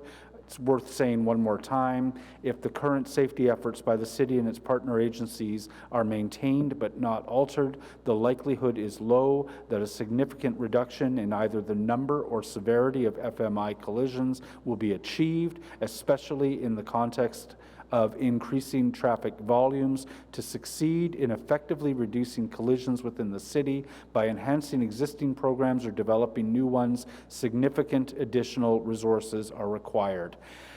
There's no quantification here of what significant additional resources are. Can you give me your interpretation or your understanding of what those significant additional resources would be? Does that mean we need to spend 50 million, 250 million, 2 billion? I think you'd have to be in the billions to give an exact number. But if you think of how large the city is, I think it's 100 kilometers in width and about 80 kilometers in depth. And just, I think we have over about 6,000 kilometers worth of roads. Just to look at those and to implement things, you're talking billions. Just for example, the street lighting on the 174, to put that up to current standards, because it is within an urban and suburban area, is $50 million just to do that. So it doesn't come cheap to do some of these things. And I think when we bring forward the report in April on the cycling facilities, that's going to be another one that's going to be a pretty big number. So it's a challenge, and that's why one of the things is where the difference between what we've seen here in North America and in European countries is that the funding comes from a lot of the funding comes from the federal government because they have the ability to fund those things, but it all comes down to priorities. So. We'll continue talking to Minister McKenna particularly about that. Thank you, If Chair. I could just add one quick point, Councillor, about that. I think it's one part funding, as Mr. Landry mentioned, but I think some of the policy components that are inside the Road Safety Action Plan will have very, very affordable and very quick implications to making it safer. So as new communities come online, and if those residential streets are actually functioning and operating at 30K, you won't need to see Mr. Landry, you won't need to see me with my lawn signs, and you certainly won't need to see any of the traffic enforcement officers from the Ottawa Police. And I think that should be our goal with setting some of these policies, is take staff out of the equation, build it better from the get-go. That is probably the most exciting part about the plan that's in front of us right now, is that decision to start redesigning all of our new streets now for 30K. Thank you, Chair. Thank you very much. And just because Councillor Leeper likes it, I'm going to toot my own horn. The first subdivision to have 30K is the Minto subdivision in Orleans, because I put it in the subdivision agreement. Councillor Luloff. Merci, Monsieur le Président. Je suis très impressionné par ce plan. J'ai l'impression que vous avez y avez consacré beaucoup d'efforts. C'est prospectif. J'aime votre point que la sécurité doit toujours l'emporter sur la circulation. Gateway signage has been really wonderful in Orleans, has been quite helpful, getting rid of some of the visual distractions on our streets as well. I'm also glad to hear that red light cameras and speed cameras revenues will be reinvested in the RSAP, compounding the investment that we're making in this, which will make it more progressive over time, which is great. Un projet de resurfage des routes est-il considéré comme une reconstruction? Je veux juste m'assurer que les projets futurs sont cohérents et qu'ils font partie du contexte actuel. For example, we've got in Queenswood Heights, des Épinette, which is classed as a major collector. We've got permanent traffic calming measures, speed humps, and a raised PXO. Then we have parallel to it, Amiens, which is classified as a collector. It has permanent traffic calming measures scheduled for 2021 with bulb outs and raised PXOs, which is going to help to reduce the speed through this neighborhood. But in between the two, we have a major cut-through, which is classified as a residential in Saint-Georges. It's in desperate need of resurfacing. I know that we're working right now to kind of bump that up on the list, but it acts as a cut-through between the two. So I'm asking, essentially, if we resurface that road, is it considered a complete reconstruction, or is it just a resurfacing? What's the difference between a resurfacing project and a reconstruction project? I'll ask Monsieur Gontier to answer that. Chair, no, resurfacing is not a reconstruction. Essentially, when we're resurfacing the road, we're essentially taking the top layer of asphalt off, grinding it off, and then repaving that layer. Now, that being said, even when we're resurfacing roads, we still work closely with Mr. Landry's group in terms of trying to see if there are opportunities to integrate traffic calming opportunities that may not require basically the road to be modified itself, but if we're looking at integrating speed humps and those types of initiatives, those can be more easily integrated into the project.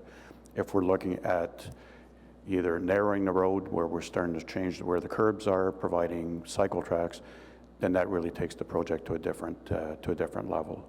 If we know that those are being planned, often what we'll do is we'll push the projects out so that we're able to coordinate those initiatives. Okay, then. So what kind of project would constitute a reconstruction? Would something like replacing catch basins and that sort of thing on a street, would that be considered a reconstruction? We'll be able to look at reduction of speeds to 30 kilometers an hour in the suburbs in that sort of situation?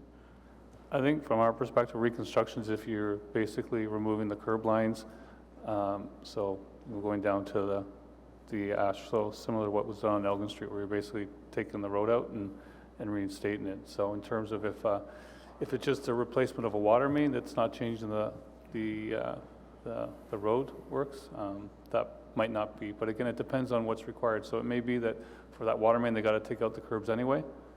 It's just we just don't want to, there's not funding in terms of the incremental cost to do them standalone, but if the road's already being torn up, then the cost to reinstate, especially if it's just removing curb lines, should be similar. Understood. So on a road like St. George, it is a major cut through. You've got an operating speed of 30 or 40 on some of these what are considered collectors now, which should be the higher speed. My concern is that somebody's going to be driving along des Épinette at 30, turning onto St. George, which has an operating speed of 50, and then turning on to Amiens to 30. So I just want to make sure that we're giving consideration to that. So is there an opportunity then with a resurfacing project to look at things like narrowing or visual narrowing or that sort of thing?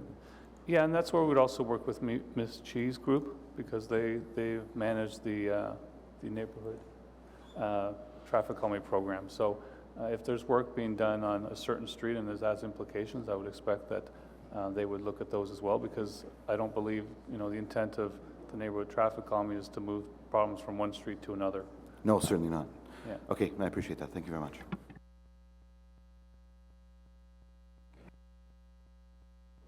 Thank you very much, Councillor Woff. Are there any other people who want to speak or ask questions? You sure? You're sure? Yeah? Councillor Al-Shantieri. Thank you, Mr. Chair. I know everybody's gotten hungry to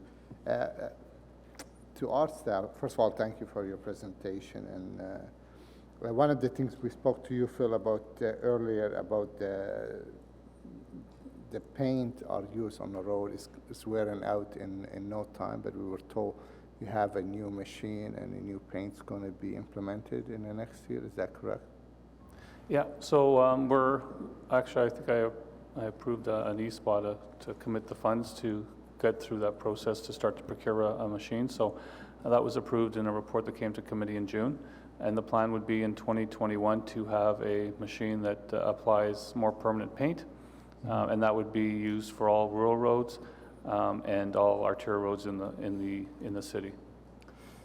In looking back at slide 14, with, Rob talked about the collision from 2013 to 2017, and no surprise, the rural area, the fatality is greater because the speed on those roads are higher than regular speed, but also is the lack of the paved shoulders. Like in one time we start to pave a little bit of shoulder, but they were not paved with the same quality of the road, so they didn't last very long, especially with the snow plow and other.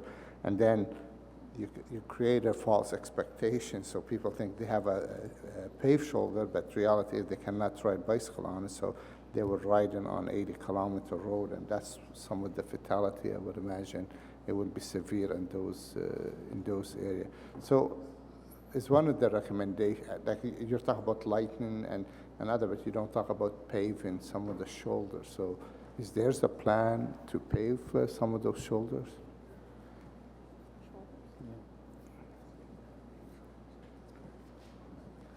In terms of specifically paving shoulders, I think that's been looked at in the past from a cycling perspective to see if we know there's cyclists along the road. I think the intent when we pave is not to put the edge of the shoulder or the edge of the pavement right at the yellow line, that there's always a buffer. What we're proposing in this plan here is what we call a safety edge. So a lot of roads that get built, when you get to the end of the asphalt, it goes down at a 90-degree. And then you got the gravel that goes to the side. Over time, that gravel tends to dissipate. So the idea is to put it at sort of a 30 to 45-degree angle, so that if someone runs or starts to drive off the shoulder, what we see, either they over-exaggerate and they get it into the ditch, or they try to they compensate and they go too much. And when they get back on the asphalt, they tend to go in the opposite direction. And if there's a car coming at 80 kilometers an hour, that's not a good situation. So that safety edge is meant to reduce that action of overcompensating. So the intent is, as roads get resurfaced in rural areas, we would put that in place. In terms of widening the shoulder to an extra 2 meters to provide cycling facilities, I think that's done on a case-by-case basis. I don't know, Mr. Conti, do you have anything else to add? Yeah, Chair, just to expand, right now what we use as a guide to determine whether shoulders are paved or not in rural areas is really governed by the cycling plan that was approved by council. If it's part of a designated route, then it would receive wider shoulders for cycling. If it's not, then it would be basically a conventional approach. But if I understand correctly, that's only when you rebuild the road, not for the existing roads. Is that correct? At the time of resurfacing, if there's enough shoulder width to be able to accommodate the paved shoulder, and it's part of the cycling network, then we would be including the paved shoulder at that point. The only time we would not be including it is if there's really not enough shoulder width to accommodate. And at that point, we would be working with transportation planning to see what alternate corridor can be used to be able to facilitate the cycling plan. To our staff, and I know in the past you have done it, the organized tours or bicycle tours to the rural area, we see it well organized, police involved, directing traffic, but we're talking about the other group who do not reach out to the city for a permit or even for notification. And I know that the rural area is great to cycle on it, to say the least. So is there a way we can somehow message those local clubs before they take their student or their rider to their, they should notify the police or the city or get some kind of permit? Because really when we have a large group going, it's great. Everything runs smoothly, the police involved, they block traffic. But when other clubs take small number of bicycle without a permit or without notification to city, then we see some trouble sometimes. Or how could we pass on that message? Chair, through you to the councillor, what I would say is we could certainly look at that as a takeaway, councillor, as we start to have discussions with some of the larger cycling organizations like the Ottawa Bicycle Club and so forth, and maybe have some meetings with them and the Ottawa Police Service to talk about some of your concerns, for sure. Okay, thank you. Thank you, Mr. Chair. That was quick. Thank you very much, Councillor. I don't see any other questions, and I don't have anyone on the speakers list. I have a couple questions related to some of the motions. First, I want to thank you for all the hard work over the last 2 years or 2.5 years, whatever it's been. It's an amazing report. I want to thank Councillor Eglai and the members of the last Transportation Committee for asking you to do it. Just on the motion about, just let me pull it up, establishing zero by 2035, and then point 2 is to come back with cost implications in 2021. Ms. Similik, can you remind us what updates to various financial plans are scheduled for this term of council? Chair, the plans that we're going to refresh and it will, in this term of council, will include both your the transit long-range financial plan. That'll be done shortly. Then the next one actually is of interest to you will be the citywide one, which deals with roads and facilities. In order for us to do that, though, Mr. Gontier has to finish his refreshed asset management plan, which he believes, he told me he has to have done by mid-21 for transportation. And once we've got that, combined with what should come out of the Transportation Master Plan, we should have a refreshed plan in front of you in 2022. Okay, and so I'm wondering, would it make just more sense to have the information on what it would take to achieve the 2035 number as part of that kind of package of reports on financing, transportation issues in 2022 as opposed to 2021, just so it's coming at the same time, I guess?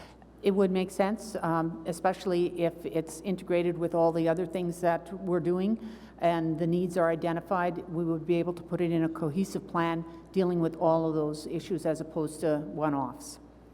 So, Councillor Menard, I'm wondering if you would amend your motion to reflect that. Yeah, that sounds fine, as long as, I mean, so is it that you would work with them on, because this is essentially the plan that you would bring forward in conjunction with staff, right? I mean, I just want to make sure that the processes make sense. So I'm happy with that. The 2022 is fine. I think if we can see something that you're producing in 2021 anyway, right, in terms of the high level piece, that would then inform the piece that they're putting together. Is that possible? Well, we will work with LA and Ms. Similik to do that, so they would be all in a cohesive package. Okay, so that's fine. Just if we can get like an interim, I guess I can ask Phil offline for an interim update or something in 2021. Yeah, so I think point 2 of the motion should read something like, instead of 2021 SRSAP annual report, in conjunction with transportation financial plan updates expected in 2022 or something to that effect. Something to that effect. That makes sense. Is that friendly? That's amendment? friendly. Yeah, Yep. Wonderful. Clerks, I'm sure you can write it up in such a way that it's legal and makes sense to staff? Yes, it does. Yeah, wonderful. Does anyone else like to speak to that particular change? No? Okay. So let's deal with the amendments or the motions first.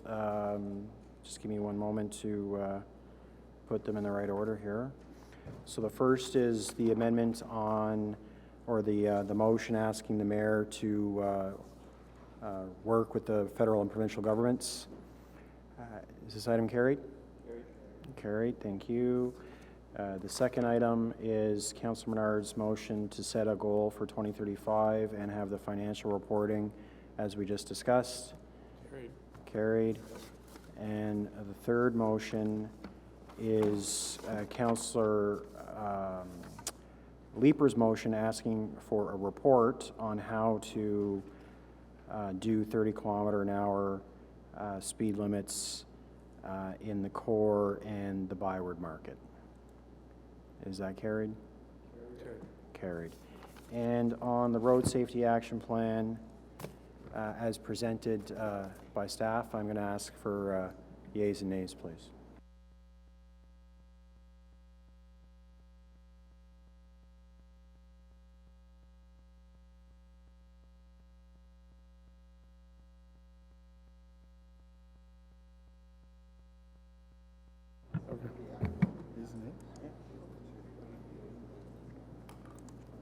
Okay. Councillor Ludoff, Oui. Councillor Dudas, Oui. Councillor El-Shantiri, Yes. Councillor Fleury, Absolument. Councillor Menard, Yes. Councillor Deroux, Councillor Hughley, Councillor Leaper, Oui. Councillor Blais. Yes. Carried. The road safety action plan is approved. We are now going to take a break until, I'm saying it's 1 o'clock, so until 1:30. Thank you very much.